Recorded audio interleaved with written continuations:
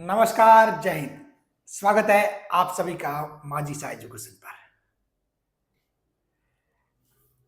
तो आज है अपने ऑप्टिक्स वाली जो यूनिट है उसकी लास्ट क्लास। और ये ना केवल ऑप्टिक्स वाली यूनिट की लास्ट क्लास है, ये अपने पूरे जो लैब स्टैंड के सिलेबस की है उसकी भी ये लास्ट क्लास है। आज अपना पूरा फिजिक्स का सिलेबस कंप्लीट हो जाएगा, यानी कि जो लास्ट क्लास जो अपनी उस प्लेलिस्ट में ऐड करनी थी वो ऐड हो जाएगी। टॉपिक है डिफ्रेक्शन ऑफ वेव्स, तरंगों का विवर्तन। अब देखो, विवर्तन क्या चीज होती है, मैं आपको पढ़ा रहा हूं यहां पर, और बाहर रोड पे जो गाड़ियां चल रही है उनकी आवाज या थोड़ा बहुत कुछ हॉर्न वगैरह मेरे कान में वो आ रही है आवाज, ठीक है। लेकिन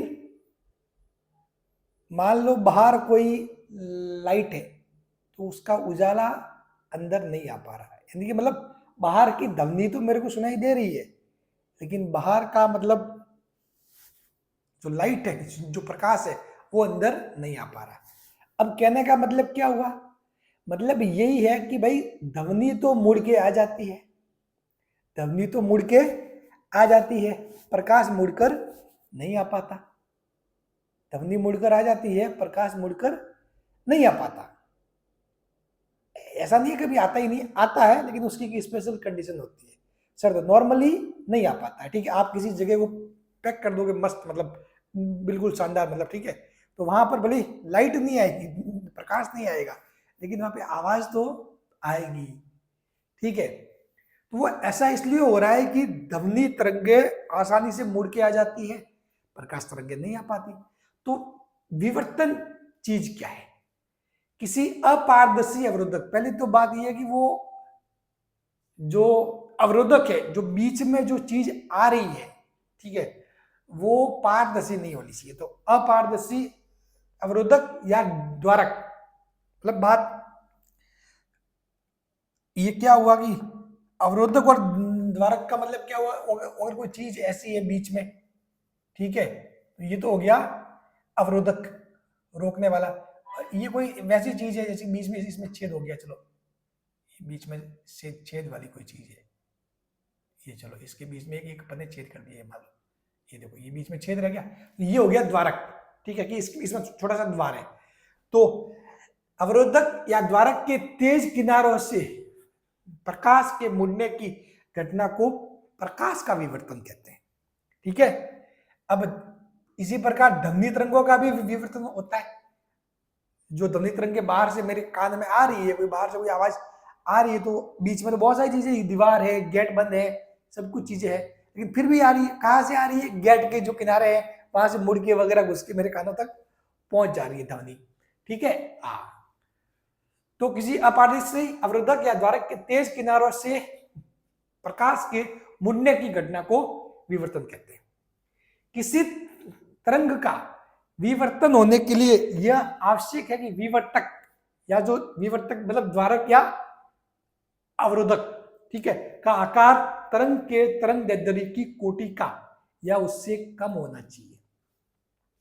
मतलब कि किसी तरंग का विवर्तन हो, कि उस जगह से वो तरंग मुड़ जाए, उसके लिए शर्त यह है कि जो द्वारक या फिर जो अवरोधक है उसका आकार जो तरंग है उसके तरंग दैर्ध्य की कोटि का या उससे क्या होना चाहिए, कम होना चाहिए।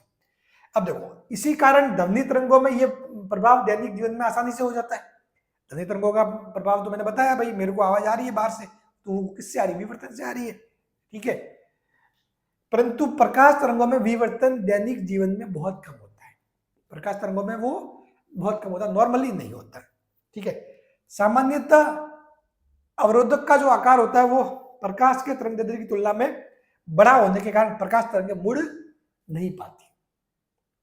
क्या होता है कि जो अपने जो डेली जीवन में जो अवरोधक है, जो गेट के किनारे हैं वगैरह, जो छेद है वगैरह जो भी है, तो वो उनका साइज प्रकाश की तरंग दैर्ध्य की तुलना में बड़ा होने के कारण प्रकाश तरंगे मुड़ नहीं पाती है। परंतु ध्वनि तरंगों की तरंग दैर्ध्य अवरोधक की कोटि की होने के कारण ध्वनि तरंगें आसानी से मुड़ जाती है। अब देखो आपके जो प्रकाश तरंगे वो क्या है, उनकी रेंज होती है 10⁻⁷ मीटर। मतलब वैसे तो आपने ये जो अपन अगर यदि प्रकाश तरंग की बात करें तो आपको पता है, यदि प्रकाश तरंगों की बात करते हैं, प्रकाश तरंग,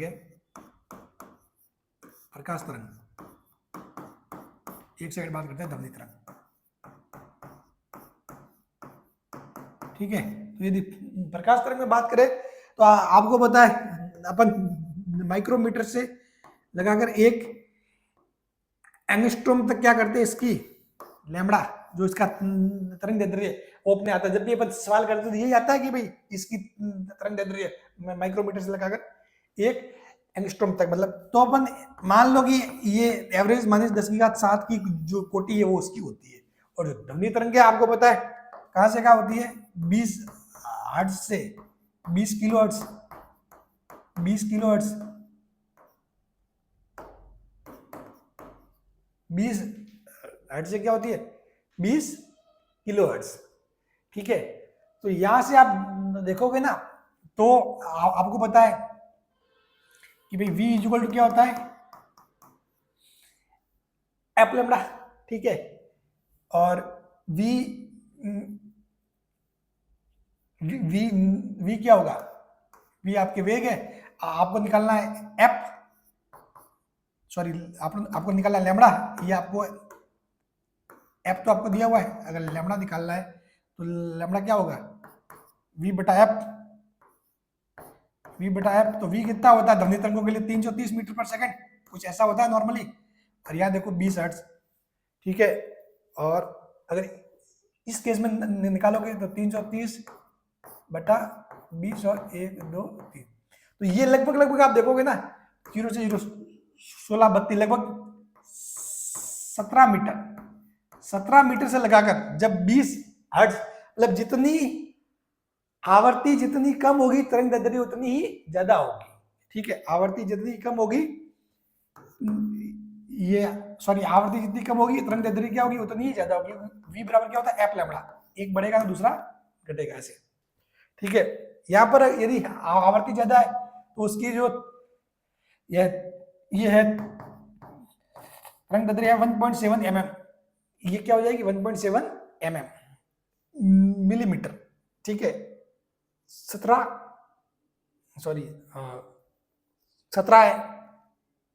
mm कर दो क्योंकि 10⁻³ ऊपर हो जाए, 1.7 17 mm,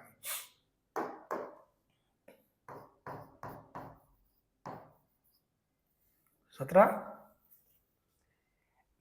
mm। अब देखो कहने का मतलब क्या हुआ कि यहां पर अगर जो ध्वनि है उसकी आवृत्ति 20 हर्ट्ज है तो उसकी जो तरंग दैर्ध्य वो होती है 17 मीटर तक, ठीक है। और उसकी यदि आवृत्ति 20 किलो हर्ट्ज है तो ये 17 mm तक।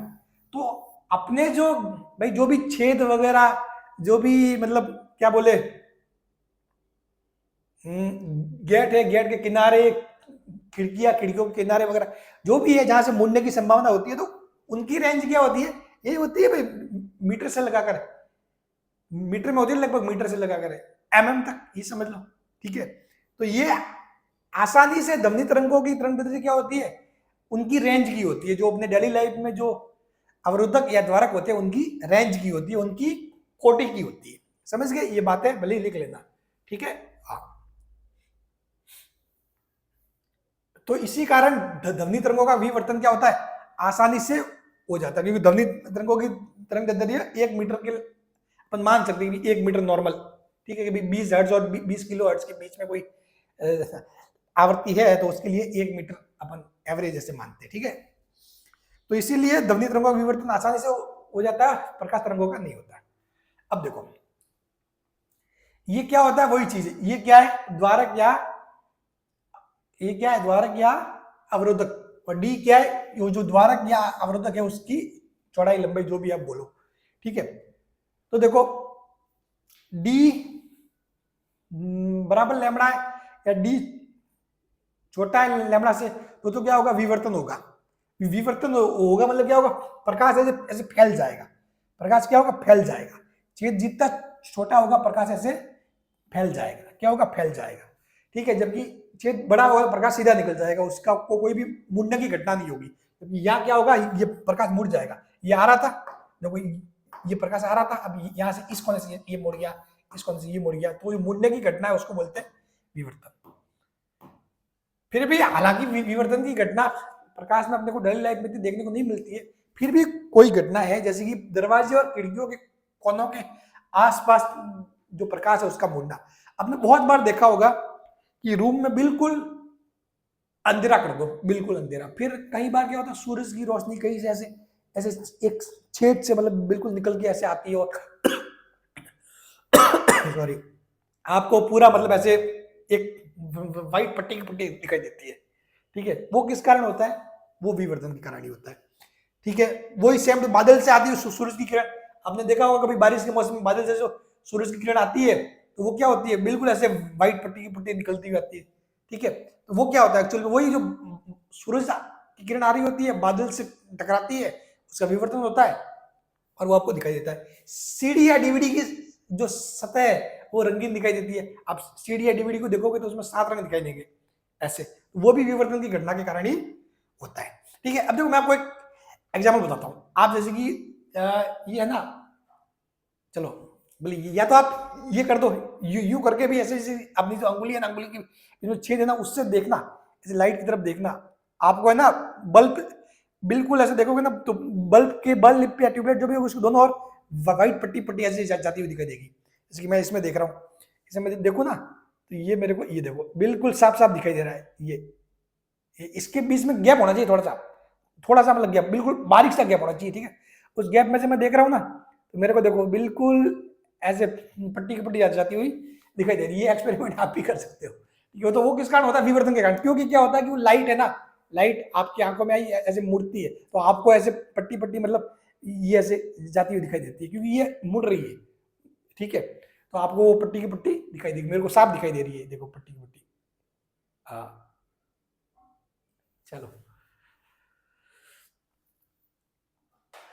तो बस अपने मेन चीज क्या है ये बात ध्यान रखना कि विवर्तन तभी होगा जब आपके ये है इसका आकार इसकी तरंग दैर्ध्य की तुलना में छोटा होगा। ठीक है, इसका आकार ये द्वारक या जो अवरोधक है उसका आकार इसकी तरंग दैर्ध्य जो तरंग है उसकी तुलना में छोटा होगा। ठीक है, तो इसमें विवर्तन होता है, इसमें विवर्तन नगण्य या नहीं के बराबर। ठीक है, चलो अब इंपॉर्टेंट पॉइंट, प्रकाश की तरंग दैर्ध्य जितनी अधिक होगी उसका विवर्तन भी उतना ही अधिक होगा, अर्थात गोलीय फैलाव अधिक। विवर्तन मतलब वही प्रकाश फैल जाता है गोलीय फैलाव के रूप में से। ठीक है, तो प्रकाश की तरंग दैर्ध्य जितनी अधिक होगी उसका विवर्तन भी उतना ही अधिक होगा।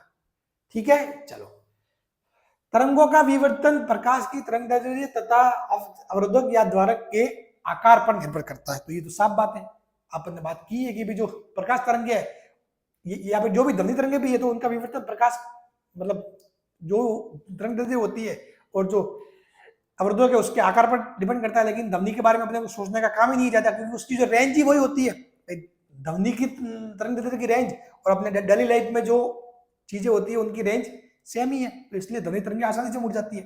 ठीक है, तो तरंगों का विवर्तन प्रकाश की तरंग दैर्ध्य अवरोधक या द्वारक के आकार पर निर्भर करता है। डी आकार के विवर्तक पर लैम्बडा तरंग दैर्ध्य के प्रकाश का विवर्तन प्रेषित करने के लिए प्रेक्षक की विवर्तक से न्यूनतम दूरी। अब देखो ये क्या कह रहा है कि भाई डी आकार का कोई विवर्तक यानी कि क्या है, अवरोधक है, कोई चीज है, ये जैसे ये मैंने चीज रख दी, चलो ये कोई बीच में कोई छेद है छोटा सा ऐसे और वहां से जो प्रकाश है वो आ रहा है, तो मेरे को विवर्तन का जो पैटर्न दिख जाए तो उसके लिए मेरी दूरी जो पर्दा है उससे कितनी होनी चाहिए। देखो डी आकार के विवर्तक पर लैम्बडा तरंग दैर्ध्य के प्रकाश का विवर्तन प्रेषित करने के लिए प्रेक्षक की विवर्तक से दूरी, ठीक है, उसकी विवर्तक से दूरी, एक मिनट,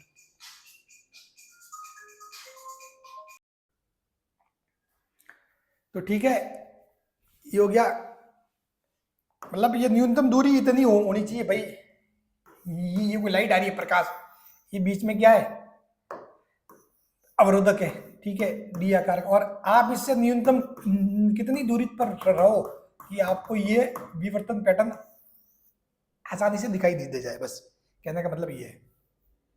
ठीक है, यदि डी अपॉन लैम्बडा का मान 50 से अधिक हो तब विवर्तन की घटना प्रदर्शित नहीं होती।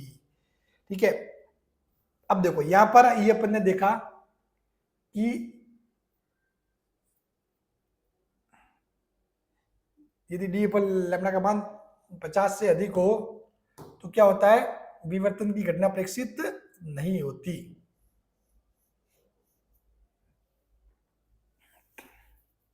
ये देखो, ये है शर्त। शर्त क्या है, विवर्तन किस स्थिति में नहीं होता है, यदि डी अपॉन लैम्बडा का मान 50 से अधिक हो तब विवर्तन की घटना प्रदर्शित नहीं होती है। ये एक मतलब एक रेशियो है, वैसे कुछ ध्यान रखने के लिए मेरे ख्याल से इनसे कोई ऐसा कोई डायरेक्ट सवाल उठ के नहीं आने वाला इन मुद्दों से। ठीक है, कि भाई ये जो रेशियो है ना, ये अपन लिखते हैं ना, ये यहाँ जो लिखा है, ये अपन ने लिखा है कि डी लेस देन लैम्बडा, कहने का डी लेस देन लैम्बडा, तो डी अपॉन ये क्या हो जाएगा, ये डी लेस देन लैम्बडा है, इसका मतलब क्या होगा, D upon lambda less than 1, D upon lambda less than 1, तो ये कितने से छोटा, मतलब 1 से छोटा। ठीक है, तो इस वाले उस केस को डिपेंड कर रहा है ये। ठीक है,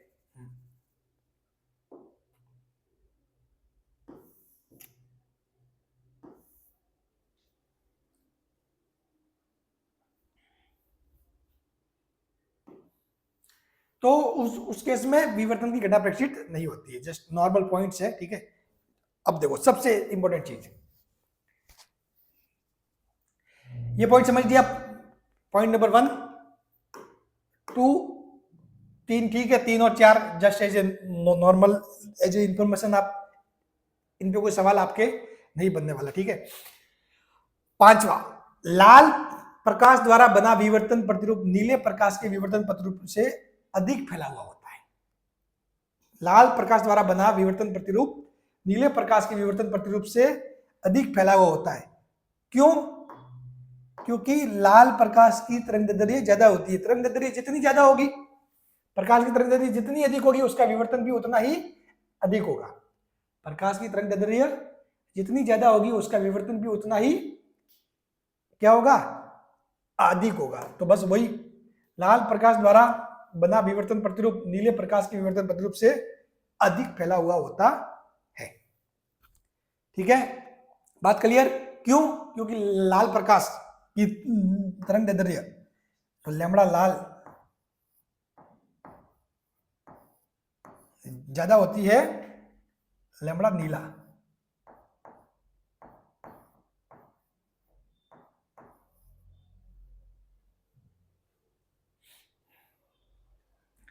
अब देखो नेक्स्ट, प्रकाश का विवर्तन 2 प्रकार का होता है, फ्रेनल और फ्रॉनहोफर। ठीक है, फ्रेनल और फ्रॉनहोफर। और विवर्तन जो टॉपिक है ना, वो एक्चुअली में भले आपके ये 12th लेवल तक थोड़ा सा शामिल किया हुआ है, लेकिन ये रियल में अपन विवर्तन जो टॉपिक समझते हैं वो जब अपन बीएससी या फिर बीटेक वगैरह में जो पढ़ते हैं, तब उस टाइम इस विवर्तन टॉपिक को अच्छे से समझते हैं। 12th में ठीक है जबरदस्ती डाल दिया है, ठीक है। हाँ, बाकी क्योंकि इसमें जो डेरिवेशन वगैरह भी होते हैं ना, वो बहुत टफ होते हैं, टिपिकल होते हैं थोड़े। चलो, तो प्रकाश का विवर्तन क्या होता है? 2 प्रकार का होता है, एक तो फ्रेनल और एक होता है फ्रॉनहोफर, जिन्हें स्रोत, अवरोधक और पर्दे के बीच की दूरी के आधार पर वर्गीकृत किया गया है कि भाई कौन सा होगा फ्रेनल और कौन सा होगा फ्रॉनहोफर, किस आधार पर डिसाइड किया गया है? तो स्रोत, ठीक है, ये हो गया स्रोत, ये हो गया पर्दा, ठीक है, और ये प्रेक्षक। इन सब की जो दूरी है, उन दूरी के आधार पर डिफाइन किया गया, इन सब की दूरी के आधार पर इनको डिफाइन किया गया। अब देखो फ्रॉनहोफर विवर्तन में क्या होता है, मेन चीज, फ्रॉनहोफर विवर्तन समतल तरंगाग्रों का उपयोग करते हुए प्रभावी रूप से अनंत दूरियों पर होता है और एक स्थिर एवं सरल पैटर्न का निर्माण करता है। सीधे किनारे, संकीर्ण तार एवं सूक्ष्म अपारदर्शी शक्ति द्वारा विवर्तन, जो सीधे किनारे हुए, संकीर्ण तार हुआ, सूक्ष्म अपारदर्शी शक्ति द्वारा विवर्तन, ये तो होता है कौन सा? फ्रेनल। अभी अपन इन दोनों के अंदर डिफरेंस पढ़ेंगे आगे, तो सब कुछ हो जाएगा क्लियर, ठीक है। नेक्स्ट होता है फ्रेनेल। फ्रेनेल में क्या होता है, गोलाकार या बेलनाकार होते हैं, ठीक है। जो प्रकाश आपतित जो होता है वो समतल नहीं होता, वो गोलाकार और बेलनाकार जैसे गोली फैलाव के साथ होता है, के साथ सीमित दूरियों पर होता है। ये जो ये फ्रेनेल है वो किस पे होता है, सीमित दूरी पर होता है, जिससे एक जटिल पैटर्न बनता है जो दूरी के साथ बदलता रहता है। एकल रेखा छिद्र, द्वि रेखा छिद्र एवं विवर्तन ग्रेटिंग पर विवर्तन, ये किसके उदाहरण है, इसके फ्रेनेल विवर्तन के। ये उदाहरण ध्यान रखना, जो सीधे किनारे संकीर्ण तार एवं सूक्ष्म अपारदर्शी शक्ति द्वारा जो विवर्तन है वो तो किसका है, वो है आपके, एक मिनट, ये थोड़ा सा मैंने उल्टा लिख दिया क्या, एक मिनट रुको। चलो ये क्या उल्टा लिख दिया था। तो दो चीजें होती है, फ्रेनेल और फ्राउनहोफर। एग्जाम में सीधा सीधा सवाल इनसे आ सकता है, इनकी डिफरेंस भी, फ्रेनेल और फ्राउनहोफर। तो जो फ्राउनहोफर होता है उसमें जो प्रकाश आपतित होता है वो किस टाइप का होता है, समतल टाइप का, ठीक है। और इसमें दूरियां कैसी होती है, फ्राउनहोफर में अनंत होती है, ठीक है। और एक स्थिर और सरल पैटर्न का निर्माण होता है इसमें, फ्राउनहोफर में एक स्थिर और सरल पैटर्न का निर्माण होता है, ठीक है। और इसके जो उदाहरण है वो एकल रेखा छिद्र, द्वि रेखा छिद्र एवं विवर्तन ग्रेटिंग पर विवर्तन, ये इसके उदाहरण है। एकल रेखा छिद्र, द्वि रेखा छिद्र एवं विवर्तन ग्रेटिंग पर विवर्तन, ठीक है। बाकी अपन एकल रेखा छिद्र ही पढ़ेंगे सिर्फ, ठीक है, ज्यादा अपने को डेप्थ में जाने के काम नहीं है। जो सवाल भी आएगा वो बिल्कुल बेसिक तौर पर आएगा। 2016 वाले सवाल भूल जाओ, 2016 में तो क्या था कि कोई दिमाग खराब हो गया, वो बैठा था और उसने पेपर बना दिया। अब की बार 2022 में मतलब जिस हिसाब का पेपर का पैटर्न था, लेवल था सवालों का, सेम टू सेम लेवल रहने वाला है 2026 में भी। और जो फ्रेनेल होता है उसमें जो प्रकाश जो आपतित होता है गोलाकार या बेलनाकार होती है, और उसमें जो जिसमें साथ सीमित दूरियों पर होता है, ये दूरियां क्या होती है, सीमित होती है, ठीक है। जबकि इसमें दूरियां क्या होती है, बहुत ज्यादा होती है। इसमें दूरियां सीमित होती है, इसमें एक पैटर्न कैसा बनता है, जटिल बनता है, ठीक है। और उसके जो उदाहरण है वो सीधे किनारे, संकीर्ण तार एवं सूक्ष्म अपारदर्शी शक्ति द्वारा विवर्तन। अब देखो मैं आपको फ्रेनेल एवं फ्राउनहोफर जो विवर्तन है उनकी मैं करवाता हूं तुलना, ठीक है। आपको ये मैं उम्मीद करता हूं कि ये दिख रहा होगा साफ साफ, चलो ठीक है, ये क्लियर है। जो फ्रेनेल विवर्तन है, प्रकाश स्रोत एवं पर्दा दोनों विवर्तक से सीमित दूरी पर होते हैं। तो जो फ्रेनेल होता है उसमें सीमित दूरी होती है, फ्राउनहोफर में असीमित दूरी होती है। इसमें जो आपतित प्रकाश कैसा होता है, गोलीय या बेलनाकार, मतलब गोली मतलब ऐसे इस टाइप की, गोलीय या बेलनाकार, गोलीय या बेलनाकार, ठीक है। जबकि इसमें आपतित प्रकाश तरंग कैसा समतल होता है, ऐसे समतल टाइप का प्रकाश आपतित होता है, समतल टाइप का, ठीक है। जबकि इसमें गोलीय या बेलनाकार टाइप में, ठीक है।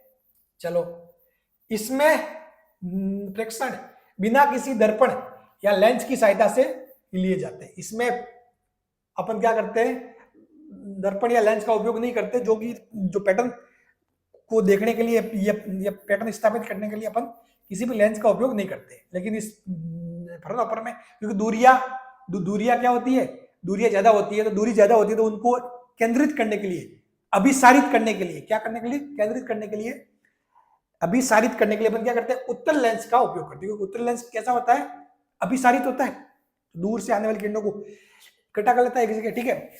इसके विवर्तन प्रतिरूप में केंद्र अदीप्त या प्रदीप्त दोनों ही प्राप्त हो सकते हैं। जो फ्रेनेल है ना, इसका जो विवर्तन प्रतिरूप है उसमें जो केंद्रीय फ्रिंज होती है, केंद्रीय फ्रिंज दीप्त और अदीप्त दोनों ही प्रकार की प्राप्त हो सकती है। जबकि इसमें हमेशा केंद्रीय फ्रिंज दीप्त होती है, इसके विवर्तन प्रतिरूप में केंद्र हमेशा दीप्ति प्राप्त होता है। पैटर्न का विश्लेषण जटिल होता है, इसमें जो पैटर्न बनता है वो जटिल होता है, इसका पैटर्न सिंपल होता है, मतलब सरल। विश्लेषण भी बनता भी सरल ही है तो विश्लेषण भी सरल ही होगा, इसमें बनता जटिल है तो विश्लेषण भी क्या होगा, जटिल होगा।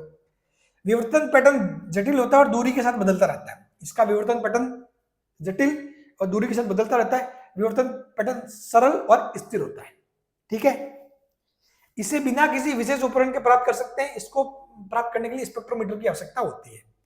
इसमें विवर्तक में स्रोत में पर्दे की दूरियां महत्वपूर्ण है, इसमें दूरियां महत्वपूर्ण नहीं है। इसमें क्या झुकाव महत्वपूर्ण है, इसमें झुकाव यानी कि ये जो मान लो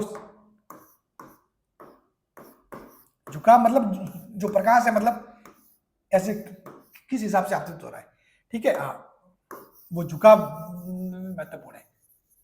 समझ गए? तो अब देखो आपको फ्रनल और फ्रॉनहोफर में क्या क्या चीजें समझ में आई। अगर फ्रॉनहोफर की बात करें तो दूरियां क्या होती है, असीमित होती है, दूरियां ज्यादा होती है। वो जो फ्रनल होता है तो दूरियां सीमित होती है। इसमें जो प्रकाश है वो कैसा होता है, बेलनाकार या गोलाकार, इसमें समतल।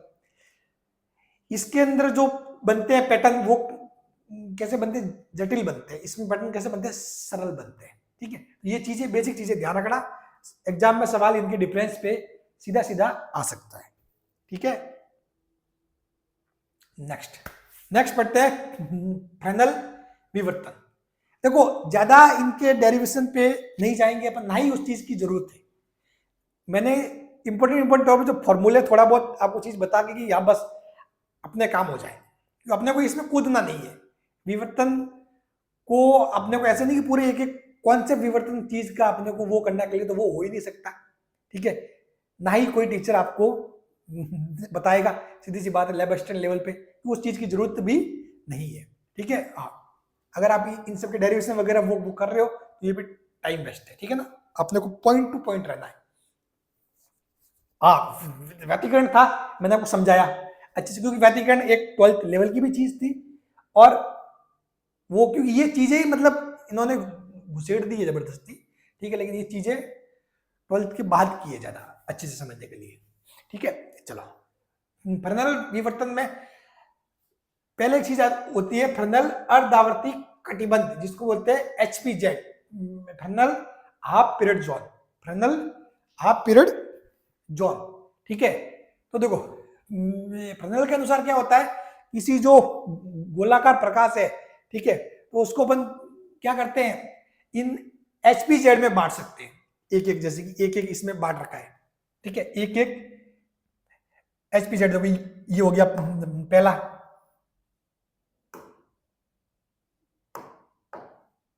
ये पहला, फिर ये वाला दूसरा, ठीक है, फिर ये और बना, ये बना तीसरा। ठीक है, तो इनको बोलते हैं अर्धआवर्ती कटिबंध। ठीक है, ये पहला अर्धआवर्ती कटिबंध, फिर जो अंदर है ये दूसरा, फिर जैसे चौथा है तो ये वाला, ये पट्टी की पट्टी, इनको बोलते हैं अर्धआवर्ती कटिबंध।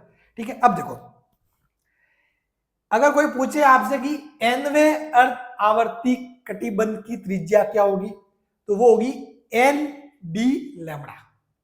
डी क्या है, जो द्वारक, ये मतलब जो आपकी दूरी है, ये वाली दूरी है डी। ठीक है, ये प्रेक्षण बिंदु जहां से अपने को चीजें अपने को प्रेषित होती है वो, और ये आपका गोलीय प्रकाश। ठीक है, जहां पर अपन ये HPZ मान रहे हैं। सिंपल सी बात है, आपको ज्यादा नहीं सोचना है, मैं आपको बता रहा हूं। देखो nवें HPZ की जो त्रिज्या होगी RN root of ND lambda. ठीक है, मतलब जो त्रिज्या है वो n के मतलब वर्गमूल के समानुपाती होती है। ठीक है, n के वर्गमूल के समानुपाती, यानी कुल मिला के ये बात देख लो कि जो RN हुआ, RN यहां से क्या, ये बात ध्यान रखना, ND लैम्बडा। ठीक है, तो यहां से देखोगे तो ये एग्जाम में सवाल आपको डायरेक्ट पूछ सकते हैं, इसमें कोई दो राय नहीं कि भाई जो फ्रेनेल के अर्धआवर्ती कटिबंध जो है उनकी जो त्रिज्याओं का जो अनुपात होता है वो क्या होता है, R1 R2 R3 क्या होगा, 1:2:3। क्योंकि आप क्या करोगे, एन की जगह 1 रखोगे, 2 रखोगे, 3 रखोगे, डायरेक्ट याद रखना है, डायरेक्ट याद रखना है। R1 R2 R3 क्या होता है, 1:2:3। अब बात आती है nवें कटिबंध का क्षेत्रफल, nवें कटिबंध का क्षेत्रफल। अब देखो ये इसमें क्या होता है कि भाई आपसे कोई पूछे कि ये हो गया पहला अर्धावर्ती कटिबंध यानी कि HPZ। ये दूसरा हो गया, तीसरा हो गया, चौथा हो गया। अगर आपसे पूछे कि nवें कटिबंध का क्षेत्रफल पूछ रहा है, ठीक है, आपको क्या पूछ रहा है, मैं अगर पूछ लूं कि भाई जो तीसरा है, इस तीसरे का मेरे को क्षेत्रफल निकाल के दो, यानी तीसरा क्या हो गया, तीसरा कितना हो गया, तीसरा ये हो गया इन दोनों के बीच का, ये तीसरा हुआ पूरा, ये तीसरा है, ठीक है। तो इसका मेरे को क्या करना है, क्षेत्रफल निकालना है। तो अगर इसका क्षेत्रफल निकालना है तो मैं निकालूंगा कैसे, मैं क्या करूंगा, पहले तो मैं इस क्या करूंगा, दूसरे की जो जो क्षेत्रफल है, दूसरे तक का जो क्षेत्रफल, मतलब जो यहां से लगाकर यहां तक का क्षेत्रफल, उसमें से मैं ये वाला इस पूरा, एक तो मैं लूंगा पूरा, पहले मैं क्या करूंगा, इस पूरे का क्षेत्रफल निकालूंगा, किसका, इस पूरे का, फिर उसमें से मैं इसका निकालूंगा, तो जो फिर उस पूरे में से इसको माइनस कर दूंगा तो ये वाला आ जाएगा निकल के, कोई दिक्कत नहीं। तो सेम टू सेम चीज अपन ये करने वाले हैं, ठीक है। तो जैसे कि nवें कटिबंध का क्षेत्रफल है, तो आप सिंपल सी क्या करोगे कि भाई आप जब क्षेत्रफल निकालने जाओगे तो क्या होगा, pi R square, pi R square. तो आप पहले तो क्या करोगे, ये आपको पूछ रहा है क्षेत्रफल, पूछ रहा है किसका, nवें का, nवें का मतलब तीसरे का पूछ रहा है, तो आप क्या करोगे, 3 में से इस 2 का घटाओगे तब ये पट्टी का क्षेत्रफल आएगा, ठीक है। तो सीधी सी बात है, ये यहाँ रख दो 3, एक रख दो, एक 3 हो जाएगा, एक 2 हो जाएगा, ठीक है। या फिर वैसे कर दो n-1, ठीक है, n-1, वो बात है सिंपल सी, ठीक है। तो पाई आर स्क्वायर, तो यानी कि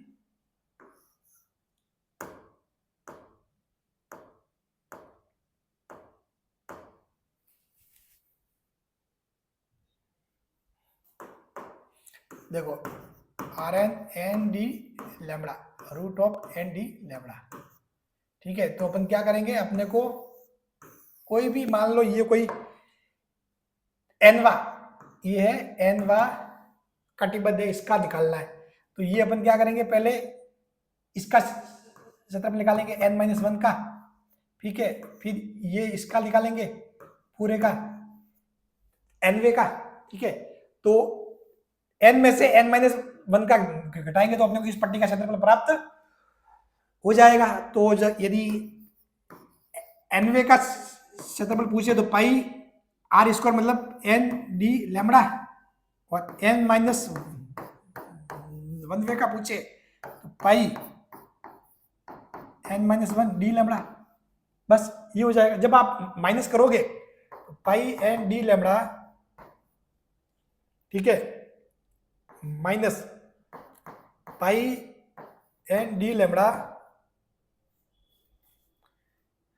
प्लस पाई डी लैम्बडा, और बाकी ये आपस में हो जाएगा कैंसिल, क्या रह जाएगा, पाई डी लैम्बडा, क्या जाएगा, पाई डी लैम्बडा। यही बात है, ये मैंने लिखवाया है, मैंने तो बताया ही कहां से ऐड, थोड़ा सा डायरेक्टली ये वाली चीजें, तो ये चीजें आपको ध्यान रखनी है, ये पता रखनी है, ठीक है, ये पता रखना पड़ेगा आपको, ठीक है। भले थोड़ी सी चीज कभी कभार कुछ, हाँ, पाई डी, ये जो एन डी लैम्बडा तो क्या होगी, nवे कटिबंध की त्रिज्या, और ये हो गया आपके nवे कटिबंध का क्षेत्रफल, ठीक है। और जो R1 R2 R3 कितना होता है, 1:2:3, ध्यान रखना, ये सवाल सीधे सीधे आ सकता है। नेक्स्ट है, दो HPZ से पहुंचने वाली तरंगिकाओं के मध्य जो फेज डिफरेंस है वो पाई, तथा एकांतर क्रम में पहुंचने वाली तरंगिकाओं के मध्य कालांतर क्या होता है, 2 पाई होता है। ये भी फैक्ट है, बस इसको ऐसे ही पता रखना। चलो थोड़ा सा और चीज बताता हूं, वर्ताकार चक्ति के कारण विवर्तन और वर्ताकार द्वारक के कारण विवर्तन, दो चीजें ली है। एक तो मैंने क्या किया, बीच में रख दी चक्ति, ये तो हो गया आपके एक तरीके से अवरोधक, और ये हो गया वर्तीय द्वारक, इसमें छेद कर दिया, इसमें मैंने छेद कर दिया, और इसमें प्रकाश इसके जो बाहरी किनारों से वो मुड़ कर जा रहा है, तो इसमें प्रकाश इसके जो आंतरिक छेद है उससे मुड़ के जा रहा है। दोनों में फर्क है, दोनों में फर्क है। इसमें जो ये नाम याद रखना, जैसे कि इसमें जो पॉइंट बनता है ये क्या होता है, एरी चक्ति। भाई एग्जाम में सवाल ऐसे पूछ सकते हैं कि भाई एरी चक्ति का संबंध किससे है, ठीक है, कौन से विवर्तन से है बड़ी, ठीक है, व्यतिकरण से है, विवर्तन से है, और विवर्तन से भी है तो कौन से विवर्तन से है, ठीक है। तो एरी चक्ति हुआ, ठीक है, एरी वलय हुआ, ये सारी चीजें मतलब बेसिक सी चीज है थोड़ा सा। अब देखो इसमें क्या होता है, वर्तीय चक्ति का छाया केंद्र हमेशा क्या बनता है, चमकीला बनता है, ये ध्यान रखना, ठीक है। चक्ति का आकार बढ़ाने या पर्दे को चक्ति की ओर चलाने पर इस चमकीले धब्बे की तीव्रता घटती जाती है। अभी आप क्या करोगे, इस चक्ति है ना, चक्ति का आकार यदि बढ़ा दो या इस चक्ति की ओर इसको लेके जाओ, इसको यदि पर्दे की ओर लेके जाओगे तो जो चमकीला धब्बा है ना उसकी तीव्रता क्या हो जाएगी, कम हो जाएगी, ठीक है। इसमें केंद्रीय चमकीली शक्ति को एरी चक्ति कहते हैं, ठीक है। प्रथम अदीप्त वलय को एरी वलय कहते हैं। केंद्रीय चमकीली शक्ति को एरी चक्ति कहते हैं और प्रथम अदीप्त वलय को एरी वलय कहते हैं, ठीक है। चलो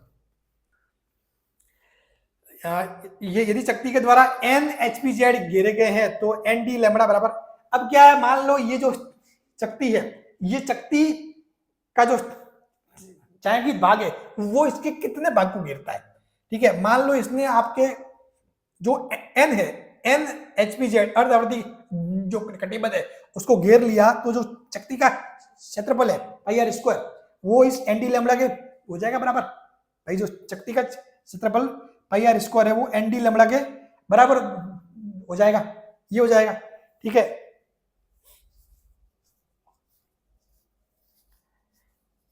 एन डी लैम्बडा नहीं, HPZ घेरे गए हैं तो ठीक है, तो मतलब ये हो जाएगा एन डी लैम्बडा बराबर पाई आर स्क्वायर। चलो ये देखो एन डी लैम्बडा बराबर आर स्क्वायर, कहने का मतलब ये हुआ कि यदि चक्ति के द्वारा एन HPZ घेरे गए हैं तो जो यदि एन मतलब ये जो चक्ति है ना, ये चक्ति का इसका जो भाग है, ये छायांकित भाग, ये कितने अर्धआवर्ती जो कटिबद्ध है उनको घेर रहा है, ठीक है। तो इसका मतलब जो चक्ति का जो क्षेत्रफल होगा पाई आर स्क्वायर वो क्या होगा, इस पाई आर एन स्क्वायर के बराबर होगा। मतलब ये जो चक्ति का क्षेत्रफल होगा पाई आर स्क्वायर, चक्ति का क्षेत्रफल pi R square, pi R N का स्क्वायर, यदि वो एन अर्धआवर्ती कटिबद्ध घेरता है तो पाई आर स्क्वायर बराबर पाई आर एन का स्क्वायर, ठीक है। तो यहां से वही पाई आर स्क्वायर और पाई, और ये तो हो जाएगा एन डी लैम्बडा, पाई से पाई कैंसिल, आर स्क्वायर बराबर डी लैम्बडा, आर स्क्वायर बराबर डी लैम्बडा, ठीक है। मतलब एन डी लैम्बडा, ये आर स्क्वायर बराबर एन डी लैम्बडा, ये हो गया, ठीक है ना। तो ये बात समझ में आ गई, ये कहां से चीज आया, ठीक है। चलो इसको बाकी तो मेरी ये लिख लेना, आप लिख लेना साइड में, ठीक है। हाँ ये कहीं पे लिख लेना, ठीक है भाई। ये मैंने क्या किया कि भाई चक्ति का क्षेत्रफल जो है, चक्ति का क्षेत्रफल, हालांकि वैसे तो इन चीजों में ज्यादा अपने को पढ़ने का काम है नहीं, ठीक है, लेकिन फिर भी थोड़ा बहुत ध्यान रखना, ठीक है। क्योंकि कोई शैतान आदमी कोई सवाल ऐसे वैसे ऊपर नीचे थोड़ा बहुत कर दे, चीज सिंपली पूछ ले, लेकिन मतलब थोड़ा बहुत फिर बोले कि हमने तो दिया हुआ था विवर्तन, विवर्तन हमने तो लिखा हुआ था, ठीक है। चक्ति का क्षेत्रफल बराबर envy HPZ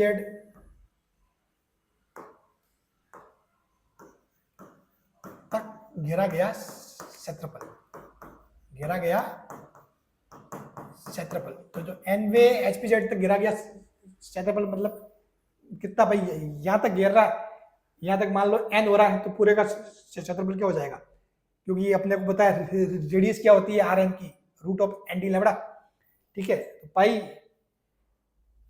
N D lambda या यहाँ से आर स्क्वायर बराबर ये हो जाएगा एन डी लैम्बडा। ठीक है, तो जो एन है वो क्या हो जाएगा, R square upon D lambda, जहां पर आर क्या आपके चकती की त्रिज्या है, आर क्या है, चकती की त्रिज्या है। ठीक है, आर क्या है, चकती की त्रिज्या, डी क्या है आपके जो जो द्वारक है, द्वारक वगैरह वो मान सकते हो, या फिर जो वो वाली दूरी मान लो, जो भी है आपको सवाल से ध्यान पड़ जाएगा। ठीक है, चलो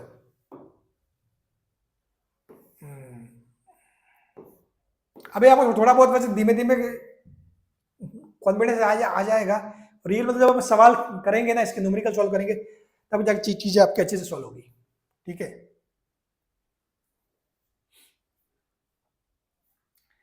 तो ये हो गया आपके फाइनल।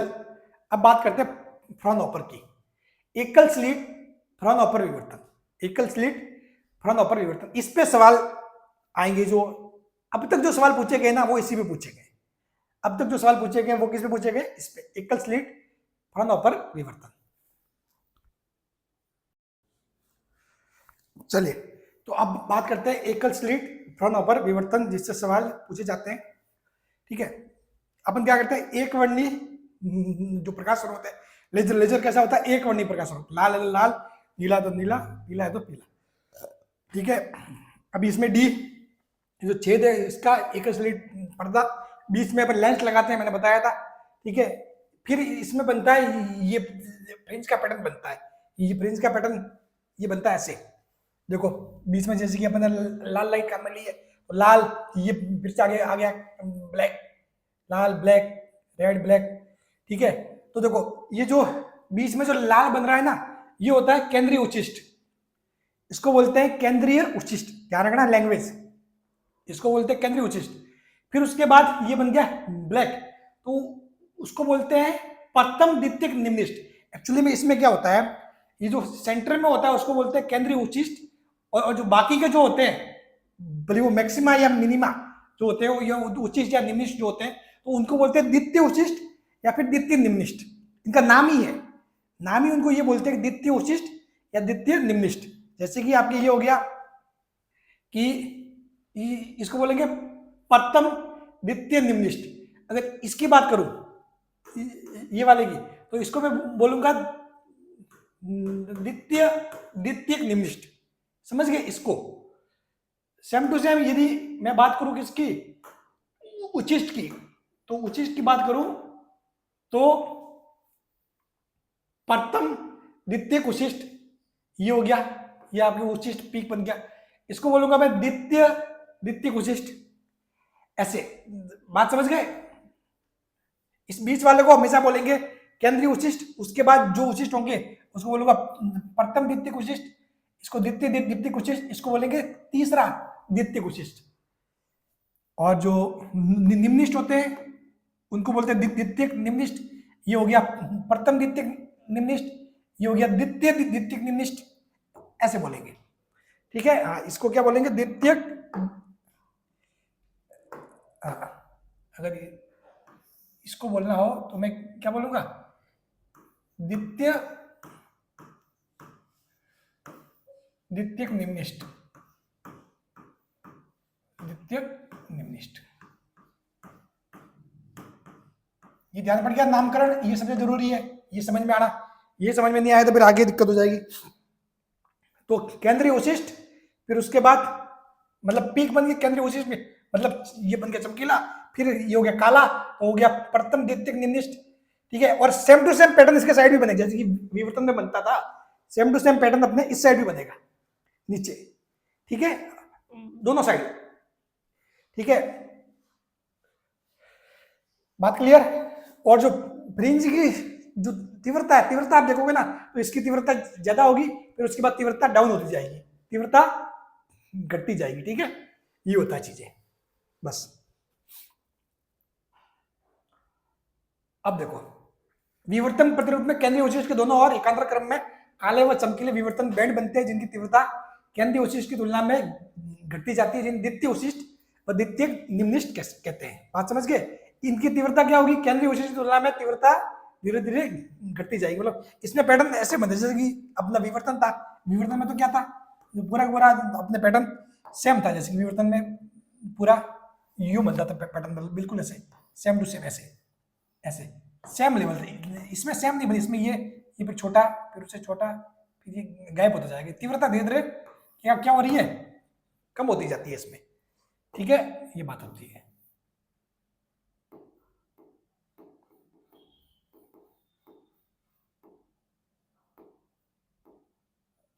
चलो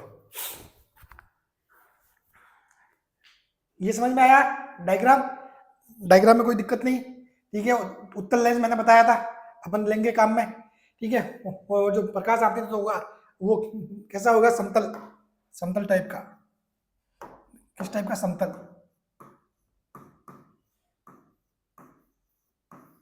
ठीक है। चलो अब क्या होगा, इसमें जो द्वितीयक निम्निष्ठ और द्वितीयक उचिष्ठ ये नाम है, ठीक है। द्वितीयक निम्निष्ठ और द्वितीयक उचिष्ठ, इनके लिए शर्त होती है, वो शर्त अपने को चीजों के पीछे नहीं जाना, डेरिवेशन के पीछे नहीं भागना है, ठीक है। होता है डी साइन थीटा बराबर एन लैम्बडा, ये शर्त किसके लिए होती है, द्वितीयक निम्निष्ठ के लिए, ध्यान रखना, निम्निष्ठ के लिए शर्त होती है डी साइन थीटा बराबर एन लैम्बडा। निम्निष्ठ मतलब कौन सा, ये वाले पॉइंट, ये वाले जो बन रहा है निम्निष्ठ, इसको बोलेंगे प्रथम द्वितीयक निम्निष्ठ, इसको बोलेंगे द्वितीयक निम्निष्ठ, ठीक है। तो इनके लिए शर्त होती है डी साइन थीटा बराबर N lambda, D sine theta बराबर एन लैम्बडा, ठीक है। जहां एन बराबर क्या है, 1 2 3, अगर पहला है तो 1, दूसरा है तो 2, तीसरा है 3। उसी प्रकार द्वितीयक उचिष्ठ के लिए होता है डी साइन थीटा बराबर 2n+1 लैम्बडा बाय 2,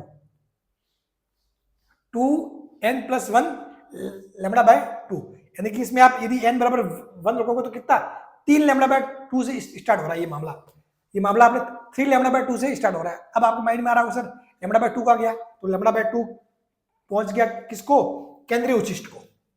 ये उचिष्ठ की शर्त क्या है कि उचिष्ठ की शर्त ये 2n+1 लैम्बडा बाय 2, जिसमें यदि आप n बराबर 1 रखोगे तो आता है सीधा 3 लैम्बडा बाय 2। तो आपके हिसाब से सर जी एक पतांतर और होता है लैम्बडा बाय 2, वो कहाँ जाएगा, तो वो गया किसको, केंद्रीय उचिष्ठ को, ठीक है। चलो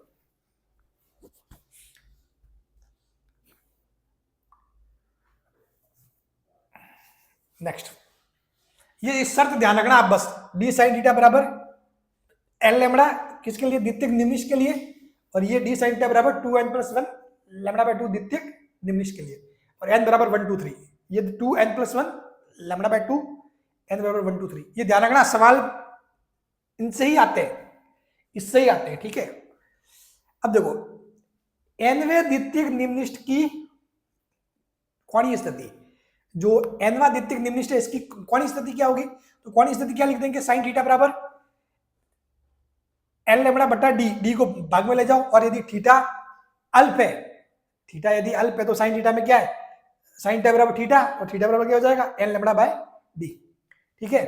सेम टू सेम चीज यहां पर भी, एन के द्वितीयक उचिष्ठ की कोणीय स्थिति, तो आपके इस डी भाग में आ जाएगा यहाँ पर, तो 2n+1 लैम्बडा बाय 2d, ठीक है, ये वाला केस बन जाएगा। अब देखो ये बात समझ में आ गई, डी साइन थीटा बराबर एन लैम्बडा किसके लिए, निम्निष्ठ के लिए, डी साइन थीटा बराबर 2n+1 लैम्बडा बाय 2 ये उचिष्ठ के लिए। चलो सवाल करेंगे तो सारा समझ में आ जाएगा आगे। अब है कि केंद्रीय उचिष्ठ की चौड़ाई, अब बात आती है केंद्रीय उचिष्ठ की चौड़ाई। अब देखो आपके जो निम्निष्ठ होते हैं ना, ये हो गया फर्स्ट निम्निष्ठ, प्रथम निम्निष्ठ, ये दोनों साइड ऊपर नीचे, प्रथम निम्निष्ठ, तो इनके बीच का जो है वो आपके केंद्रीय उचिष्ठ है।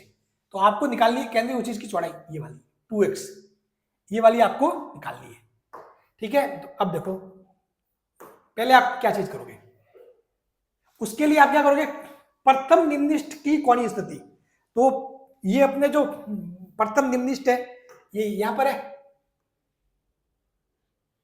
यहां पर और यहां पर, तो अपन क्या करते हैं, प्रथम निम्निष्ठ की जो कोणीय स्थिति है थीटा, वो ज्ञात करते हैं। तो यदि प्रथम निम्निष्ठ की, तो आपको पता निम्निष्ठ के लिए क्या होता है, डी साइन थीटा बराबर एन लैम्बडा, तो क्या निम्निष्ठ क्या 1, तो पहले के लिए डी साइन थीटा बराबर लैम्बडा, यहां से आपका साइन थीटा बराबर क्या हो, लैम्डा बाय डी। यदि थीटा बहुत छोटा है तो साइन थीटा बराबर थीटा, तो क्या हो जाएगा, थीटा बराबर लैम्डा बाय डी हो जाएगा।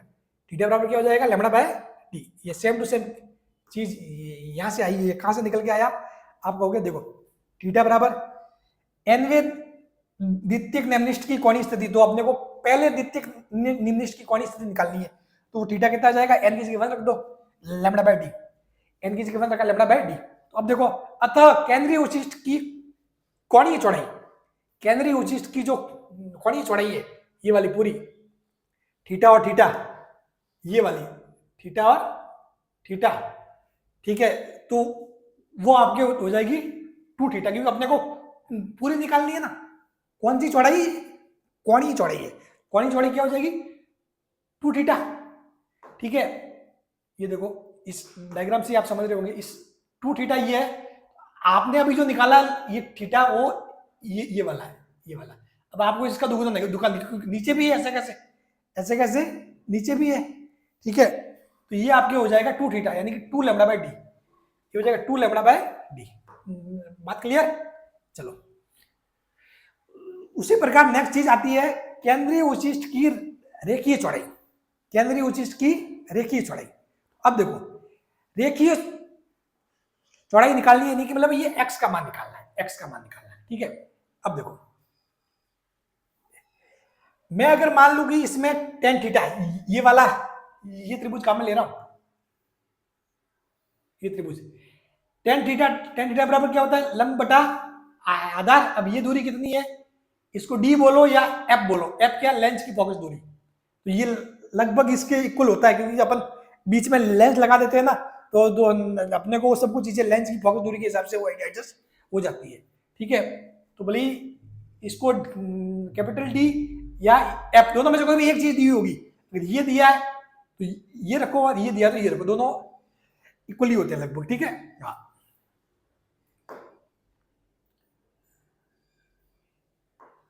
और इसको वैसे बोलो तो क्या बोलेंगे भाई, ये हो गया शोर, मतलब ये जो क्या बोलते हैं, 2 पर्दे, इन दोनों पर्दों के बीच की दूरी होगी, या फिर लेंस की फोकस दूरी, कोई भी एक बात इसको बोल सकते हैं अपन। चलो, तो केंद्रीय उचिष्ठ की रेखीय चौड़ाई, उसके लिए क्या करेंगे, अपने लिखा tan थीटा बराबर लंब बटा आधा x बटा f, ये वाली दूरी नीचे वाली, ठीक है, x बटा f। अब चूंकि थीटा यदि अल्प है तो tan थीटा भी क्या हो जाता है, थीटा के बराबर, tan थीटा बराबर थीटा, यदि थीटा अल्प, तो यहां से क्या हो जाएगा, थीटा बराबर आ जाएगा x बटा f, थीटा बराबर आ जाएगा x बटा f, ठीक है। अब आपको चूंकि निकालना है रेखीय चौड़ाई 2x, रेखीय चौड़ाई क्या करना है, 2x निकालना है भाई, ये पूरी की पूरी, तो रेखीय चौड़ाई 2x क्या होगा, x कितना, थीटा f, यानी कि 2 थीटा f, रेखीय चौड़ाई कितना हो जाएगा, 2 थीटा f, और जो थीटा की जगह क्या लिखोगे, लैम्डा बाय डी, तो 2 lambda f by D, 2 lambda f by D. अब देखो एक चीज और होती है अर्धरेखीय चौड़ाई, वो होती है लैम्डा f बाय डी। जो अर्धरेखीय चौड़ाई होती है वो होती है लैम्डा f बाय डी, यानी कि इसकी आधी, अर्धरेखीय चौड़ाई मतलब इसकी आधी, ठीक है। एक बार ये भी पूछ सकते हैं कि भाई अर्ध कोणीय चौड़ाई, तो ये हो गया लैम्डा बाय डी, अर्ध कोणीय चौड़ाई क्या हो गया, लैम्डा बाय डी। देखो 4 चीजें पूछ सकते हैं आपसे एग्जाम में, सीधे सवाल। एक तो ये है कि भाई जो केंद्रीय उचिष्ठ है, जो केंद्रीय उचिष्ठ है उसकी अर्ध कोणीय चौड़ाई, तो लैम्डा बाय डी, पूरी जो कोणीय चौड़ाई है 2 लैम्डा बाय डी, ठीक है। रेखीय चौड़ाई 2 लैम्डा f बाय डी, और जो अर्धरेखीय चौड़ाई है वो लैम्डा f बाय डी। ये है मामला, ऐसे पूरा का पूरा, बात क्लियर। तो आपको मैं क्या बोलूंगा, ये चीज आपको ध्यान रखनी है। पहले तो मैं थीटा बराबर लैम्डा बाय डी, थीटा बराबर लैम्डा बाय डी, और ये भी कहां से आया, डी साइन थीटा बराबर एन लैम्डा से ये आया है, ठीक है। उसमें देखो यदि इसको, इस फॉर्मूले को यदि इस स्मॉल f जो है यानी लेंस की फोकस दूरी से यदि गुणा कर दिया जाए तो आपके रेखीय चौड़ाई आ जाती है। यानी कि आपको यदि कोणीय चौड़ाई दी हुई है, कोणी की जो चौड़ाई दी हुई है और उसको लेंस की फोकस दूरी एफ से वो गुणा कर दो तो आपके रेखीय चौड़ाई निकल के आ जाएगी। ये भी बात ध्यान रखना, ठीक है। तो ये फॉर्मूला आपके खोपड़ी में सेट होने चाहिए, ठीक है। प्रथम निम्नलिखित की कोणीय स्थिति थीटा बराबर lambda by D, 2 lambda D, यहां से रेखीय चौड़ाई 2 लैम्डा एफ बाय डी। अगर अर्ध रेखीय चौड़ाई पूछे, सिर्फ एक्स पूछे तो लैम्डा एफ बाय डी, ठीक है। और बस इससे आपको सारा का सारा निकालना भी, थीटा बराबर लैम्डा बाय डी, ठीक है। थीटा बराबर लैम्डा बाय डी है तो आपको ये डायग्राम माइंड में आना चाहिए, उससे आपकी सारी बातें क्लियर हो जाएगी, ठीक है। हाँ, ये वाला डायग्राम माइंड में आना चाहिए। ये वाला डायग्राम आपके माइंड में है तो कोई भी चीज में कुछ भी कंफ्यूजन नहीं होने वाला। अब जब सवाल करेंगे ना न्यूमेरिकल, तब सब कुछ सिंपल हो जाएगा। नेक्स्ट है इंपॉर्टेंट पॉइंट है। इंपॉर्टेंट पॉइंट में क्या है कि जब एक वर्णीय प्रकाश एकल स्लिट पर आपतित होता है तो विवर्तन प्रतिरूप में एकांतर क्रम में काले व चमकीले विवर्तन बैंड असमान चौड़ाई के प्राप्त होते हैं। जो काले और चमकीले जो विवर्तन बैंड है ना, कैसे होते हैं? असमान चौड़ाई के होते हैं, समान चौड़ाई नहीं होती है। जो चौड़ाई कैसी होती है? असमान चौड़ाई। जो केंद्रीय उचित होता है वो क्या होता है? सबसे बड़ा होता है। फिर उसके बाद चौड़ाई क्या होती है? डिक्रीज होती जाती है। केंद्रीय विवर्तन फ्रिंज सबसे अधिक चमकीली होती है, ठीक है। शेष फ्रिंजों की तीव्रता केंद्रीय फ्रिंज से दूरी के साथ क्या होती है? कम होती जाती है। यदि श्वेत प्रकाश काम में ले ले, वैसे तो अपन क्या करते हैं, एक वर्णी प्रकाश काम में लेते हैं, लेकिन यदि श्वेत प्रकाश काम में ले ले तो विवर्तन प्रतिरूप कैसा होता है? रंगीन होता है। कैसा होता है? रंगीन होता है, जिसमें केंद्रीय उचिष्ट श्वेत होता है तथा अन्य फ्रिंजें कैसी होती है? रंगीन होती है। ये फैक्ट है, ध्यान रखना। फ्रिंज चौड़ाई तरंग दैर्ध्य लैम्बडा के समानुपाती होती है। जो फ्रिंज की जो चौड़ाई है वो तरंग दैर्ध्य लैम्बडा के समानुपाती होती है, इसलिए लाल रंग की फ्रिंज की चौड़ाई सबसे अधिक होगी, क्योंकि लाल रंग की तरंग दैर्ध्य सबसे ज्यादा होती है। बात क्लियर है? चलो, अब व्यतिकरण और विवर्तन में डिफरेंस। दो खिला संबंध स्रोतों से उत्पन्न द्वितीयक जो तरंगिका होती है उनके अध्यारोपण से, और जो विवर्तन होता है वो एक ही तरंगाग्र से उत्पन्न द्वितीयक तरंगाग्र के अध्यारोपण से। इसमें तरंगों का आयाम समान होने पर अधिक फ्रिंज की तीव्रता शून्य होती है, आपको पता है। इसमें जो अधिक फ्रिंज की तीव्रता शून्य नहीं होती, पूरी तरीके से शून्य नहीं होती है। सभी दीप्त फ्रिंजों की तीव्रता समान होती है। इसमें क्या होता है? सभी दीप्त फ्रिंजों की तीव्रता समान होती है। इसमें केंद्रीय दीप्त फ्रिंज की तीव्रता अधिकतम तथा अन्य दीप्त फ्रिंजों की तीव्रता घटती जाती है, ठीक है। फ्रिंजों की चौड़ाई सामान्यतः समान प्राप्त होती है, फ्रिंजों की चौड़ाई असमान प्राप्त होती है, केंद्रीय दीप्त की चौड़ाई सबसे अधिक होती है। ये बेसिक सा डिफरेंस है व्यतिकरण और विवर्तन में। अब चीजें आप आगे में न्यूमेरिकल करोगे तब जाके चीजें आपके होगी क्लियर, ठीक है। न्यूमेरिकल सॉल्व करोगे ना तब जाके चीजें होगी आपको क्लियर। अब चलो न्यूमेरिकल की और बढ़ते हैं ताकि आपके कॉन्सेप्ट क्लियर होगी। सर जी सवाल किस टाइप के आने वाले हैं ये बताओ। देखो क्या पूछा है, 0.4 सेंटीमीटर चौड़ाई की एक रेखा चित्र पर 0.2 सेंटीमीटर तरंग दैर्ध्य की तरंग आपतित करने पर विवर्तन प्रतिरूप में केंद्रीय उचिष्ट के अर्धकोणीय विस्तार का मान क्या होगा? अर्धकोणीय विस्तार। देखो केंद्रीय उचिष्ट की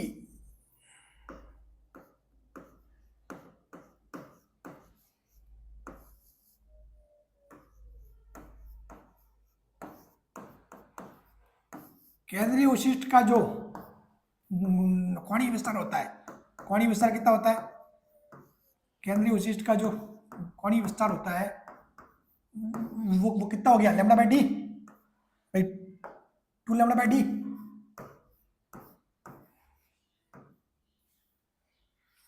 ये देख लो, ये ठीक है।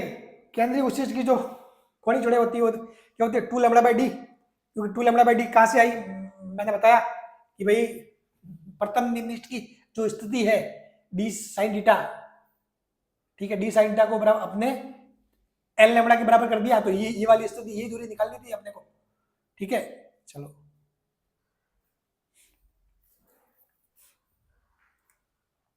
एक बात क्लियर, इसको मैं थोड़ा सा आपको बताता भी हूँ, मजा भी आएगा चीज का। भाई यहां से क्या हुआ कि भाई ये मान लो अपन ने जो डायग्राम देखा, ठीक है, उस डायग्राम में जो अपने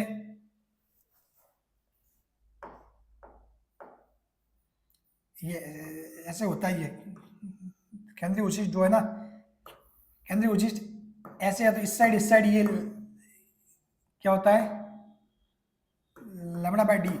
ये गैप कितना होता है, लेमड़ा बाय डी, ये भी लेमड़ा बाय डी, ये मिला के कितना होता है 2 लेमड़ा बाय डी। ये हो जाती है कोणीय चौड़ाई। ये डायग्राम आप ऐसे देख रहे हो ना, ये वाला ये वाला थीटा, तो थीटा एंगल कितना आ रहा है, लेमड़ा बाय डी आ रहा है, ठीक है। और ये लेमड़ा बाय डी कहाँ से आया, ये अपने तब आया जब अपन ने ये माना कि भाई वहां पर अपने जो, ये देखो थोड़ा सा, एक मिनट इससे ही बताता हूं मैं आपको।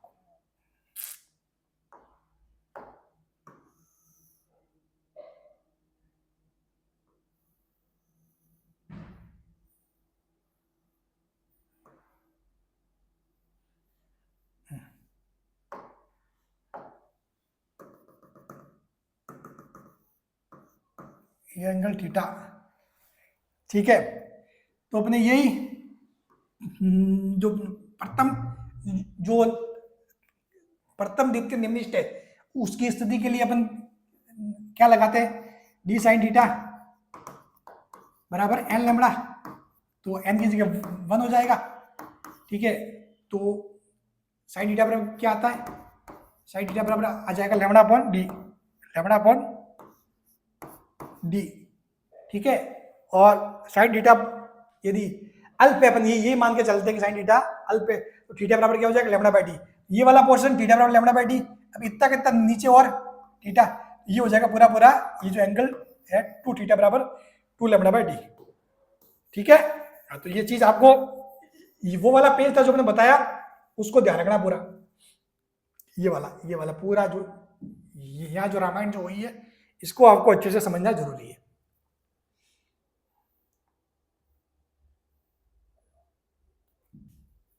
ठीक है। अब चलो, तो केंद्रीय उचिष्ठ का जो कोणीय विस्तार है 2 लेमड़ा बाय 2। अब ये पूछ रहा है कि अर्ध कोणीय विस्तार, तो सिंपल सी बात है, अर्ध कोणीय विस्तार क्या होगा,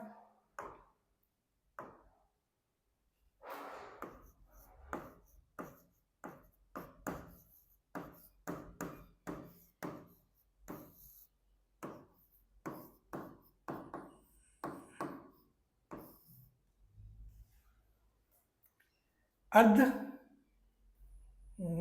कोणीय विस्तार की बात करें, ठीक है, तो ये क्या होगा,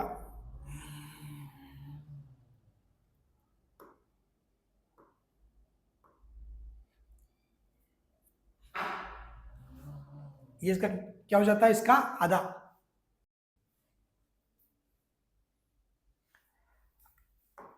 अर्ध कोणीय विस्तार कितना, थीटा बराबर लेमड़ा बाय डी, थीटा बराबर कितना, लेमड़ा बाय डी, ठीक है।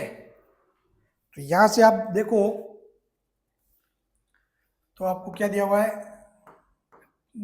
थीटा कितना दिया हुआ है, 0.2 सेंटीमीटर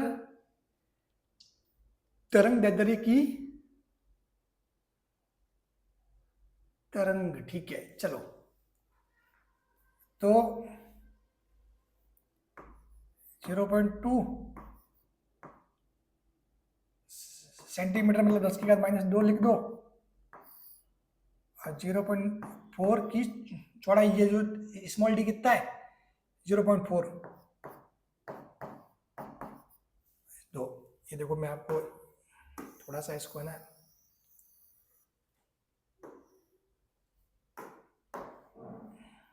ये आपको क्या दिया हुआ भाई, लेमड़ा दिया हुआ है, लेमड़ा कितना दिया हुआ है 0.2 इंटू 10 की घात -2 सेंटीमीटर में मीटर में बदल दिया, ठीक है। और ये कितना जो चित्र है वो कितना 0.4 सेंटीमीटर का दिया हुआ था, तो अपने 0.4 इंटू 10 की घात -2 मीटर, ठीक है।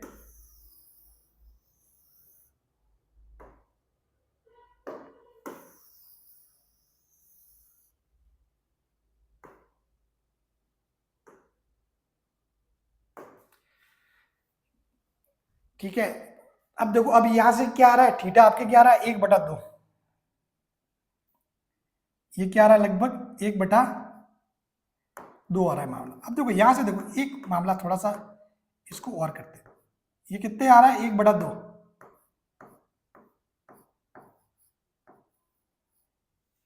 ये 1/2, ठीक है। अब देखो हालांकि ये 1/2 आ रहा है, ठीक है, लेकिन इसको आप ध्यान से देखोगे, ठीक है, इसको आप ध्यान से देखोगे तो एक्चुअली में अगर मैं ये लिखता कि मान लो केंद्रीय उचित की कोणीय विस्तार 2 λ/d, चलो ठीक है, अर्ध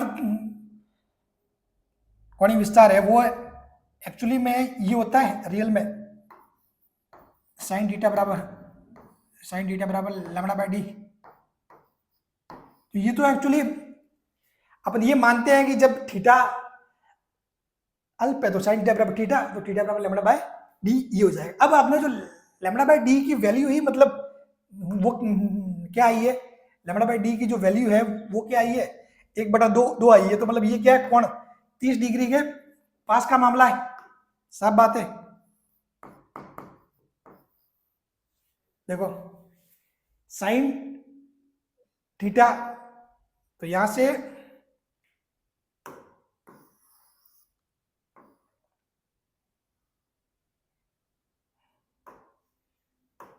आप क्या लिख दोगे, अतः थीटा बराबर क्या हो जाएगा, अतः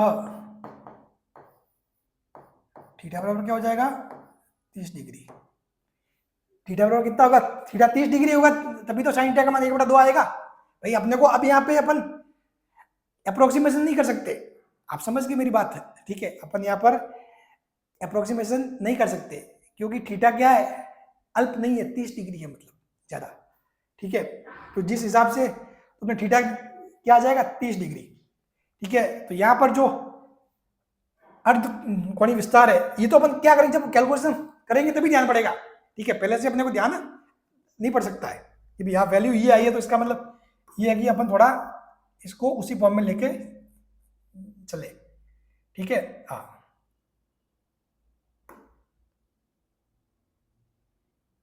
तो जो अर्ध कोणीय विस्तार होता है वो क्या होता है λ/d क्या होता है, पूरा जो कोणीय विस्तार 2 λ/d अर्ध कोणीय विस्तार λ/d, लेकिन चूंकि λ/d की वैल्यू 1/2 आई है तो इसको अपन डायरेक्ट थीटा के बराबर नहीं मान सकते, फिर अपन इसको साइन थीटा बराबर 1/2 मानेंगे और फिर थीटा बराबर कितना, मान लो ये वैल्यू यदि कुछ अल्प होती, बहुत ज्यादा कम होती वैल्यू, उस केस में फिर अपन इसको थीटा के बराबर मान लेते, लेकिन अपने को पता है कि साइन 30 का मान 1/2 होता है यार, तो थीटा 30 डिग्री हो गया, ठीक है ना। चलो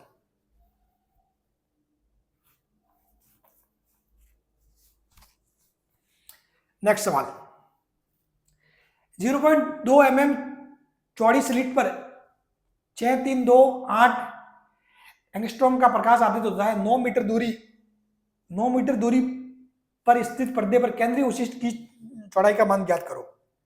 9 मीटर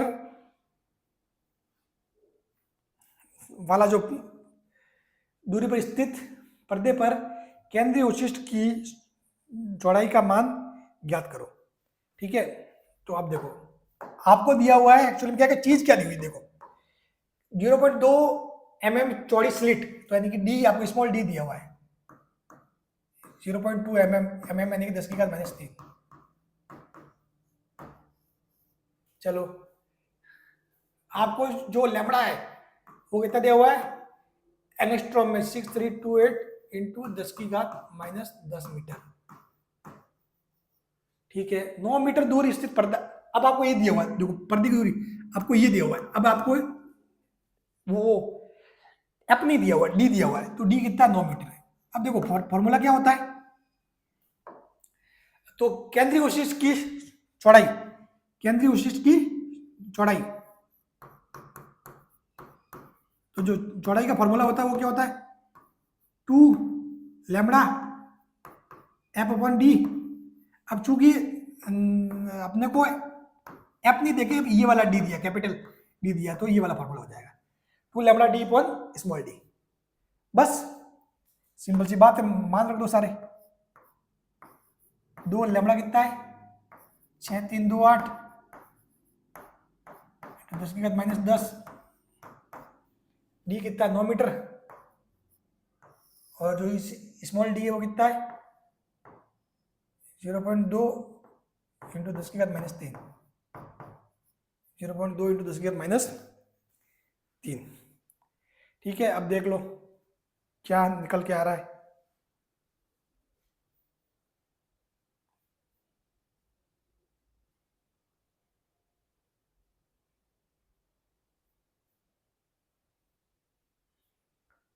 ठीक है, तो ये देखो लगभग लगभग आप इसको क्या करोगे,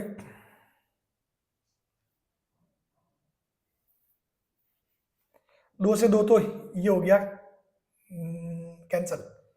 ठीक है, और ये 10⁻⁻4 कर लो इसको, 10⁻⁻4 करोगे तो ये रहेगा 10⁻⁻6, 10⁻⁻6 रहेगा ऊपर 10 तो आपके जो पीछे रहेगा मामला क्या रहेगा, देखो 6 3 2 8, 6 3 2 8 इंटू 9 इंटू 10⁻⁻10, और 10 ये जी जाएगा तो 10⁻⁻6 रह जाएगा ऊपर। ठीक है, अब 6 3 2 8 को 9 से गुणा करो, और 9 से गुणा करने के बाद आप बाद में पॉइंट लगा लेना। ये लिए लगभग आप निकालोगे ना तो आपकी ये आंसर आएगा आपके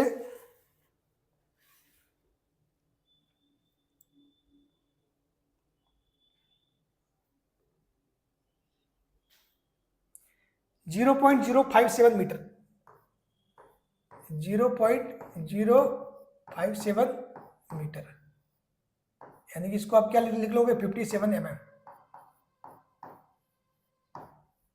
57 mm मतलब 57 mm मतलब कैसे आप बात समझ गए। देखो ये 6 3 2 8 इसको 9 से गुणा करोगे, जो भी आएगा उसमें आप 1000 का भाग देना, 10⁻6 को दो पार्ट में बांट दो, 10⁻3 10⁻³ 10⁻³ तो उस 1000 का भाग दोगे ना, उसके बाद आपके पास रहेगा 57, और फिर पीछे पॉइंट में कुछ रहेगा, आपने 57 के आसपास वैल्यू ले ली, तो ये लगभग आएगा 57 mm। ठीक है, आप चीज मेन चीज ये समझ गए, सबसे ज्यादा इंपॉर्टेंट ये था, यहां पर आपको क्या दिया हुआ था, ये डी, ये वाला डी दिया हुआ था, इस चीज का ध्यान रखना था। चलो नेक्स्ट सवाल, 600 एंगस्ट्रॉम तरंगदैर्घ्य का प्रकाश 24 इंटू 10⁻⁻5 सेंटीमीटर चौड़ाई के स्लिट पर अभिलंबित आपतित केंद्रीय उचिष्ट द्वितीय निम्निष्ठ की कोणीय स्थिति ज्ञात करो। ये पूछ रहा है केंद्रीय उचिष्ट से द्वितीय निम्निष्ठ की कोणीय स्थिति ज्ञात करो। तो देखो आपको पता है निम्निष्ठ के लिए क्या होता है, वैसे तो अपने को डायरेक्ट फॉर्मूला ध्यान ही है निम्निष्ठ के लिए,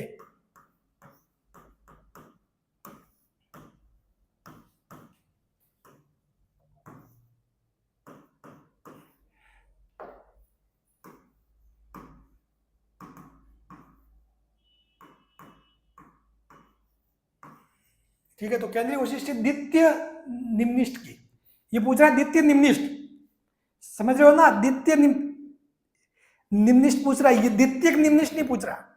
द्वितीय निम्निष्ठ यानी कि मतलब इसके कहने का मतलब है कि द्वितीय निम्निष्ठ की बात कर रहा है ये, ठीक है ना, द्वितीय निम्निष्ठ की ये बात कर रहा है। ठीक है,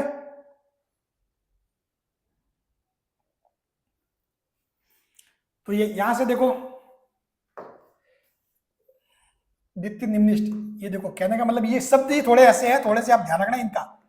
ये जो द्वितीय निम्निष्ठ है ना, इसके कहने का मतलब है द्वितीय निम्निष्ठ मतलब निम्निष्ठ को ये बहुत बार क्या करते हैं, द्वितीय निम्निष्ठ को सिर्फ निम्निष्ठ बोल देते हैं, द्वितीय उचिष्ठ को सिर्फ उचिष्ठ बोल देते हैं। ठीक है, तो उस बात का ध्यान रखना शब्द में।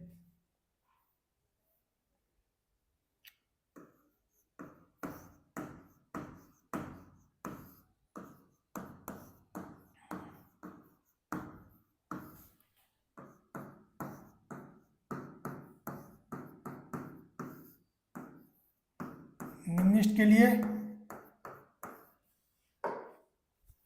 ये हो जाएगा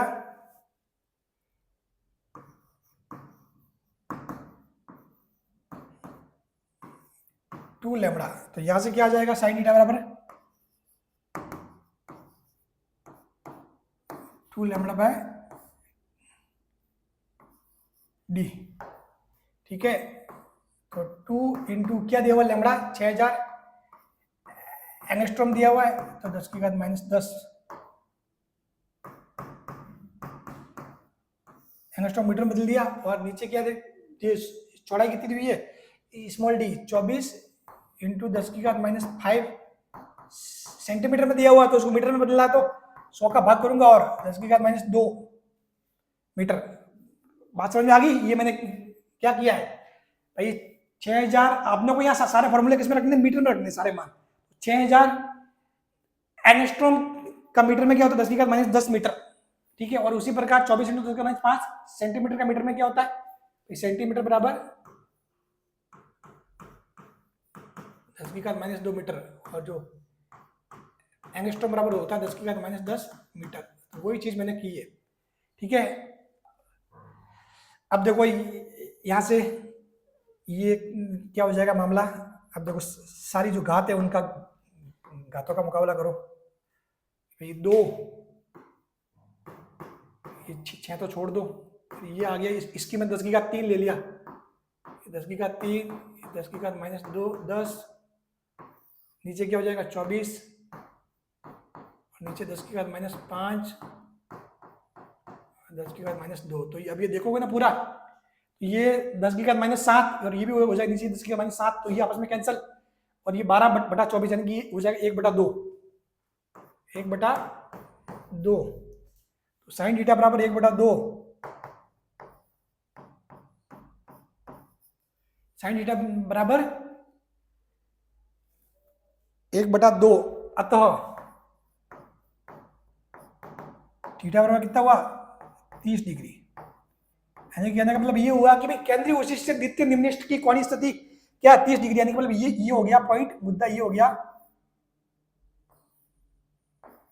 अगर उस पैटर्न में देखोगे ना तो ये आपके द्वितीय निम्निष्ठ 30 डिग्री पे बनेगा। कहाँ पे बनेगा, ये 30 डिग्री पे बनेगा। द्वितीय निम्निष्ठ की बात हो रही है ना, ये तो हो गया प्रथम निम्निष्ठ, ठीक है। ये दूसरा द्वितीय निम्निष्ठ, ठीक है। तो ये आपके 30 डिग्री पे बनेगा, हमें बनेगा 30 डिग्री। ये कोणीय स्थिति कितनी हुई 30 डिग्री, समझ गए। अगर ये मान बहुत छोटा होता, बहुत होता, अल्प होता, तो अपन इसको डायरेक्ट थीटा के बराबर कर देते थे। तो साइन थीटा बराबर 1/2 आया, तो थीटा कितना हो गया 30 डिग्री, ठीक है। बात क्लियर है? चलो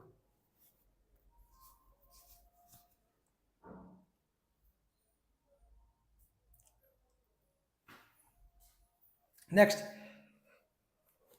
तरंग दैर्ध्य 5000 एंगस्ट्रॉम का प्रकाश एक स्लिट पर अभिलंबवत आपतित होता है। विवर्तन प्रतिरोध का प्रथम निम्निष्ठ पर्दे पर केंद्रीय उचिष्ठ से 5 mm की दूरी पर दिखाई पड़ता है। ये कह रहा है कि विवर्तन प्रतिरोध का प्रथम निम्निष्ठ पर्दे पर केंद्रीय उचिष्ठ से 5 mm की दूरी, मतलब ये केंद्रीय उचिष्ठ से जो प्रथम निम्निष्ठ है वो केंद्रीय उचिष्ठ ये हो गया, इससे 5 mm की दूरी, यानी कि आपको स्मॉल एक्स दिया हुआ ये वाला स्मॉल एक्स, ठीक है। तो 5 जो है mm उसकी दूरी पर बनता है, यानी कि मतलब एक्स कितना दिया हुआ है,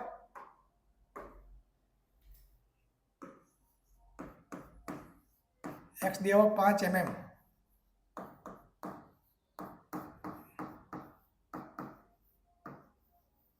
पांच इंटू 10 की घात -3 मीटर, 5 इंटू 10 की घात -3 मीटर, 5 mm की दूरी पर दिखाई पड़ता है। पर्दे और स्लिट के बीच की दूरी कितनी है 2 मीटर है, यानी कि जो कैपिटल डी आपको दिया हुआ है 2 मीटर, ठीक है।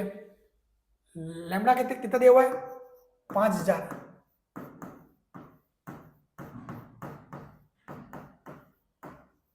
तो अब पूछ रहा है स्लिट की चौड़ाई होगी, स्लिट की चौड़ाई, ठीक है। तो ये तो वही है, सिंपल सी बात है, केंद्रीय उचिष्ठ से तो आपको क्या करना है स्लिट की चौड़ाई स्मॉल डी निकालना है, स्मॉल डी आपको क्या करना है निकालना है। तो अब देखो आपको ध्यान ही है एक फॉर्मूला तो ये आपको पता है, चूंकि अर्धकोणीय यदि चौड़ाई की बात करें, अर्धकोणीय चौड़ाई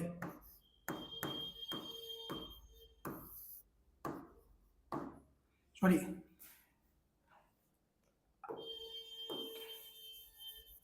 अर्धरेखा की जो चौड़ाई है वो क्या होती है?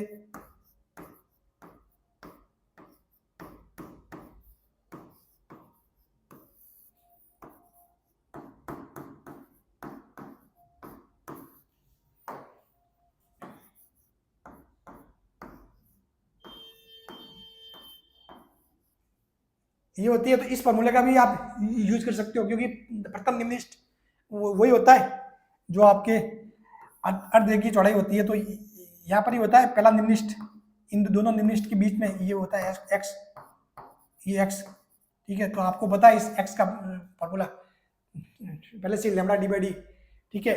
और आपको वही पूछा है कि भाई पहला परिवर्तन दूरी पर दिखाई पड़ता है, पर्दे और स्लिट के बीच की दूरी 2 मीटर है, स्लिट की चौड़ाई कितनी होगी? तो इस फॉर्मूले का आप उपयोग कर सकते हो, डायरेक्ट आपको चीजें मिल जाएगी, डायरेक्ट आपको चीजें क्या हो जाएगी, मिल जाएगी, ठीक है। यहां से क्या स्मॉल डी निकालना है,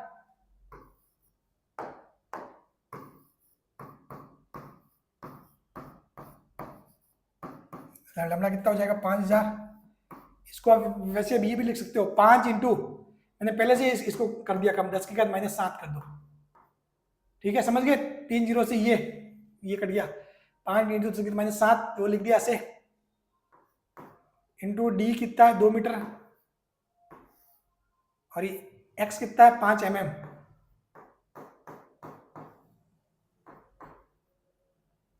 -3। तो अब देखो यहाँ से कितना 5 से 5 कैंसल, और ये 10 की घात -4 आ जाएगा, 2 इंटू 10 की घात -4, 2 इंटू 10 की घात -4 को मैं क्या लिखूंगा, ये हो जाएगा 0.2 इंटू 10 की घात -3, यानी कि ये हो जाएगा 0.2 mm, 0.2 क्या हो जाएगा mm, ठीक है, बात क्लियर।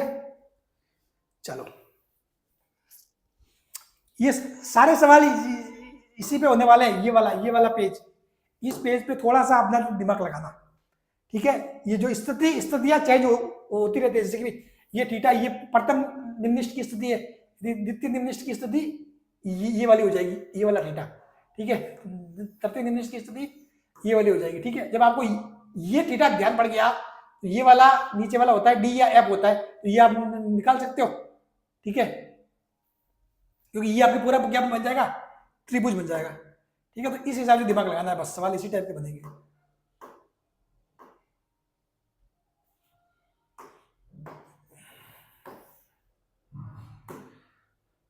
0.2 mm, ठीक है। चलो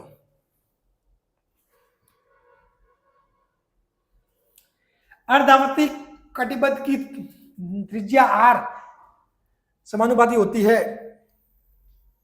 ठीक है। इसकी त्रिज्या किसके समानुपाती होती है, देखो इसको भी सॉल्व करते हैं क्वेश्चन,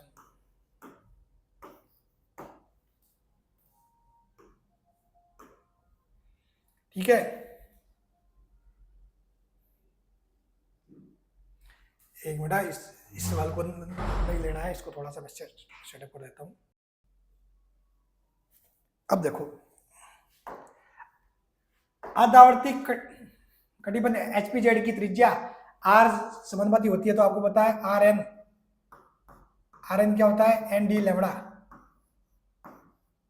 तो जो आर एन क्या होगा, समानुपाती रूट ऑफ एन के, तो ऑप्शन ये हो जाएगा करेक्ट, ठीक है। नेक्स्ट करा है लैम्डा तरंगदैर्ध्य का प्रकाश डी मोटाई की एक झिरी पर आपतित होता है, परिणामी विवर्तन डी दूरी पर स्थित पर्दे प्राप्त होता है, केंद्रीय विशिष्ट की रेखिक मोटाई झिरी की मोटाई के बराबर है, तब डी का मान क्या होगा। ये कह रहा है केंद्रीय विशिष्ट की जो रेखिक मोटाई है, केंद्रीय विशिष्ट की रेखिक मोटाई, ठीक है। तो केंद्रीय विशिष्ट की रेखिक मोटाई क्या होती है,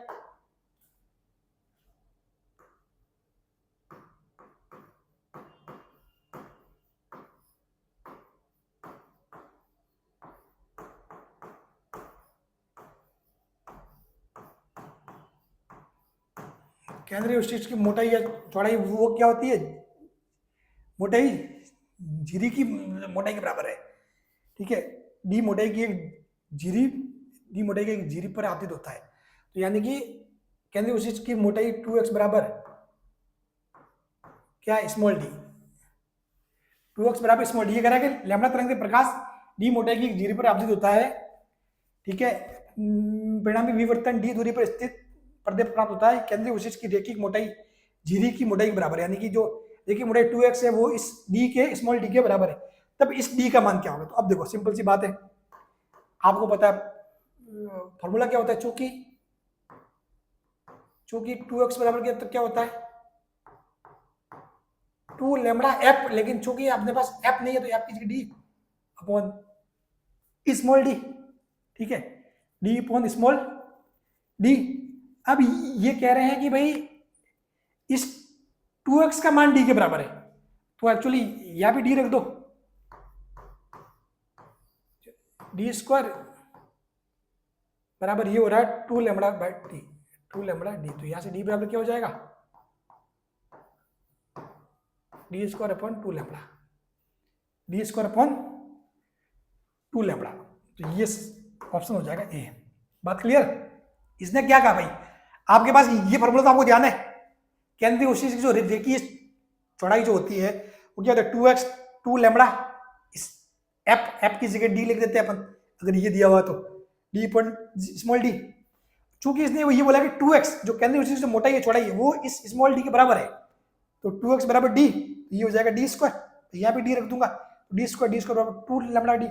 यहाँ से जो कैपिटल डी है वो क्या हो जाएगा, डी स्क्वायर अपॉन 2 लैम्बडा। तो ये ऑप्शन हो जाएगा करेक्ट। ये कह रहा है 5000 एंगस्ट्रॉम तरंग दैर्ध्य का एक वर्णीय समांतर प्रकाश किरण को 0.01 mm चौड़े एक पतले एकल स्लिट पर लंबवत रूप से आपतित होता है। इस प्रकाश को एक उत्तल लेंस के द्वारा फोकस तल पर स्थित पर्दे पर फोकस किया जाता है। किस विवर्तन कोण पर प्रथम निम्नलिखित प्राप्त होगा? तो प्रथम निम्नलिखित के लिए ध्यान नहीं है आपको, प्रथम निम्नलिखित के लिए क्या होगा आपको पता है, sine theta D sine theta बराबर लैम्बडा, क्योंकि भाई फॉर्मूला क्या होता है निम्नलिखित के लिए डी साइन थीटा बराबर एन लैम्बडा, प्रथम निम्नलिखित के लिए क्या होगा डी साइन थीटा बराबर लैम्बडा। तो यहां से क्या हो जाएगा साइन थीटा बराबर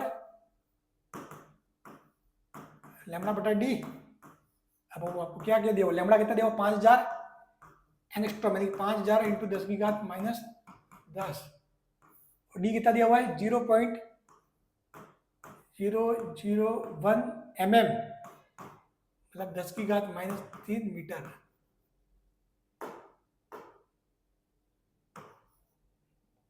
ठीक है, तो अब देखो ये कितना हो जाएगा, यहां से आपके साइन थीटा निकल के आएगा, देखो पूरा पर आप देखोगे ना तो ऊपर घात रही 10 की घात -7 और नीचे रही 10 की घात -6, तो यानी कि कुल मिला के ऊपर रह जाएगा 0.5। तो साइन थीटा 0.5 मतलब कितना, थीटा बराबर 30 डिग्री, थीटा बराबर 30 डिग्री। ठीक है, एक डी चौड़ाई वाले एकल स्लिट लैम्बडा वाले प्रकाश के विवर्तन पर मुख्य विशिष्ट तथा प्रथम निम्नलिखित के बीच का कोण, मुख्य विशिष्ट और प्रथम निम्नलिखित के बीच का कोण सीधा सा पता अपने को लैम्बडा बाई डी। ये करा मुख्य विशिष्ट, मुख्य यानी कि केंद्रीय, और जो प्रथम निम्नलिखित, तो इनके बीच का कोण क्या होता है, इनके बीच का कोण क्या होता है, वही होता है थीटा। मुख्य विशिष्ट ये और प्रथम निम्नलिखित ये, तो इनके बीच का जो कोण है वो कितना होगा थीटा, थीटा कितना होता है लैम्बडा बाई डी। तो बस सिंपल सी बात है, कोई ज्यादा सोचना ही नहीं, कितना हो जाएगा कि बीच का एक डी चौड़ाई वाले एक स्लिट वाले प्रकाश विवर्तन पर मुख्य विशिष्ट तथा प्रथम निम्नलिखित के बीच का कोण है। ठीक है, लैम्बडा बाई डी। चलो अब अगर लाल प्रकाश पुंज द्वारा व्यतिकरण प्रतिबिंब प्राप्त होता है, क्या होगा यदि लाल प्रकाश को नीले प्रकाश द्वारा प्रतिबिंबित कर दे? यदि लाल को नीले से बदल देंगे तो आपको पता है जो फ्रिंज की चौड़ाई है वो क्या हो जाएगी, कम हो जाएगी। तो क्या होगा, विवर्तन फ्रिंजें संकरित तथा समूहित हो जाएंगी। बस नेक्स्ट है एकल स्लिट की चौड़ाई ए है, ये एक श्वेत प्रकाश से क्या है प्रकाशित है, ए का मान होगा लाल प्रकाश दिया हुआ है, ठीक है, प्रथम निम्नलिखित थीटा बराबर 30 डिग्री पर प्राप्त होता है, ए का मान होगा। अब देखो इसने बोला है कि भाई एकल स्लिट की चौड़ाई ए दिया हुआ है, यानी कि डी बराबर कितना दिया हुआ आपको, डी बराबर दिया हुआ ए। ये क्या श्वेत प्रकाश से प्रकाशित है, लाल प्रकाश लैम्बडा के लिए, लैम्बडा इसने दिया हुआ लैम्बडा 6500 इंटू 10 मीटर, ठीक है। प्रथम निम्नलिखित थीटा बराबर 30 डिग्री पर क्या होता है मिलता है, तो ए का मान ज्ञात करो। तो आपको पता है डी साइन थीटा यानी कि ए साइन थीटा बराबर लैम्बडा, ये हो जाएगा, ठीक है। और ये पूछ रहा है ए का मान पूछ रहा है, तो आपको ध्यान ही है भाई, ए मतलब निकालना है ना, ए निकालना है, तो लैम्बडा अपॉन साइन थीटा, और थीटा कितना दिया हुआ है 30, साइन 30 का मान 1/2, और तो ये हो जाएगा 6500 इंटू 10⁻⁻10, साइन 30 का मान 1/2, तो ये कितना हो जाएगा 65 और 65 मतलब ये 120 और 130, मतलब ये लगभग क्या आएगी वैल्यू, ये आपस में 1.24 माइक्रोन वगैरह, 10⁻⁸ और ये 130,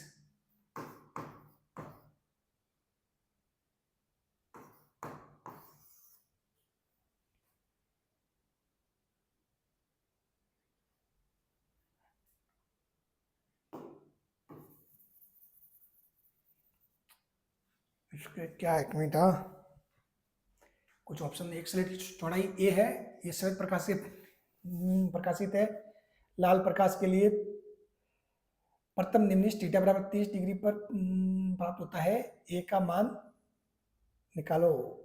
तो ए का मान तो ये निकल जाएगा, क्या पता, थोड़ा ऑप्शन शायद मैच नहीं कर रहे हैं, ठीक है। या फिर देखो साइन थीटा कितना हो जाएगा साइन 30 का मान हो जाएगा 1/2। अच्छा, इसने कुछ ये मान इसने तब लिया हुआ जब अप्रोक्सीमेशन से निकाला हुआ है, किससे, अप्रोक्सीमेशन से, यानी कि इसने क्या मान लिया, थीटा को 30 लिख लिया, 30 को किसमें बदल दिया, रेडियन में बदल दिया, फिर उसके बाद मान रखा, यानी कि ये इसको लिख लिया ऐसे, ए इंटू, इन्होंने इस सवाल को इस हिसाब से किया है, ए इंटू थीटा बराबर लैम्बडा, ठीक है। और यहाँ पे थीटा का मान कितना 30 को इन्होंने लिख दिया π/6, π/6 रखने के बाद उसके बाद निकाला, तो ये ऑप्शन सवाल में वैसे ये आ रहा है, सी ऑप्शन आ रहा है, ठीक है। हाँ, तो वैसे इस सवाल को अपन सही नहीं मान सकते, क्योंकि 30 डिग्री है तो अपन जो ये अप्रोक्सीमेशन है वो नहीं कर सकते, मेन बात तो ये 30 डिग्री है तो अपन अप्रोक्सीमेशन नहीं कर सकते वैसे सही में देखे तो, ठीक है ना। हाँ, ये ऑप्शन में ये आ रहा है, ये कब आ रहा है,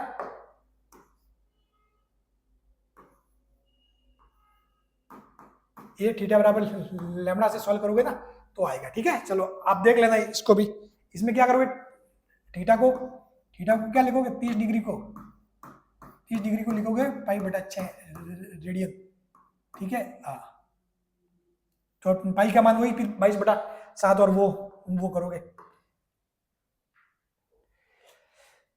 प्रकाश का अवरोध के किनारों से मुड़ना क्या कहलाता है, विवर्तन। चलो ठीक है, प्रकाश का ज्यामितीय छाया वाले क्षेत्र में जो प्रवेश करना वो भी क्या कहलाता है, विवर्तन। ज्यामितीय छाया वाले क्षेत्र में प्रवेश करना बोलो तो भी इसको क्या बोलते हैं, विवर्तन ही बोलते हैं। चलो ठीक है, नेक्स्ट।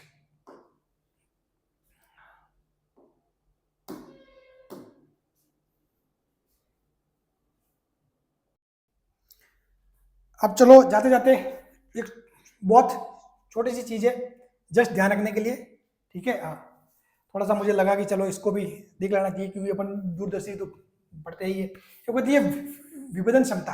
विभेदन क्षमता मतलब ये होता है कि आपको पता है कोई दूर से आ रही है गाड़ी आ रही है, ठीक है, दूर से गाड़ी आ रही है, गाड़ी की लाइटें 2 होती है, हेडलाइट, लेकिन बहुत दूर से आ रही है तो आपको सिर्फ उसकी हेडलाइट एक ही दिखाई देगी, मतलब ये लगेगा कि एक लाइट आ रही है, लेकिन जैसे जैसे पास आती है फिर आपको ध्यान पड़ता है कि हाँ ये तो लाइटें 2 है। अपन जैसे कि भाई 2 लाइटें तो उनको दूर से देखोगे तो आपको वो दोनों एक ही लाइट की तरफ दिखाई देगी, लेकिन जैसे जैसे पास जाओगे आपको दोनों में आपको क्या है, अंतर दिखाई देगा, दोनों में क्या दिखाई देगा आपको, अंतर, ठीक है।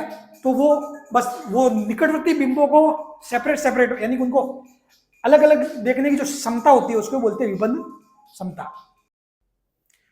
तो ये चीज होती है, मतलब विभेदन क्षमता मतलब अपन कहां तक उसको सेपरेट सेपरेट देख सकते हैं, समझ गए कि भाई ये भी यहाँ की ये पास आया तो इस क्षमता तक कुछ लिमिट तक अपन उसको अलग अलग देख सकते हैं, उससे दूर है तो वो बिल्कुल एक जैसा दिखाई देगा। तो उस हिसाब की वो चीजें उसको बोलते हैं विभेदन क्षमता। ठीक है, तो एक होता है दूरदर्शी की विभेदन क्षमता, सूक्ष्मदर्शी की विभेदन क्षमता। आपको ये फॉर्मूले याद नहीं करना, मेरे कहने का मतलब सिर्फ ये है, ये बातें याद रखनी है। विभेदन क्षमता तरंग दैर्ध्य की व्युत्क्रम क्रम में दो चीजें होती है, विभेदन क्षमता और सीमा। विभेदन क्षमता और सीमा, तो जो क्षमता होती है वो तो इसकी होती है लैम्डा के व्युत्क्रम में, और जो सीमा होती है वो सफ और समानुपाती, तो ये होती है तरंग दैर्ध्य के समानुपाती।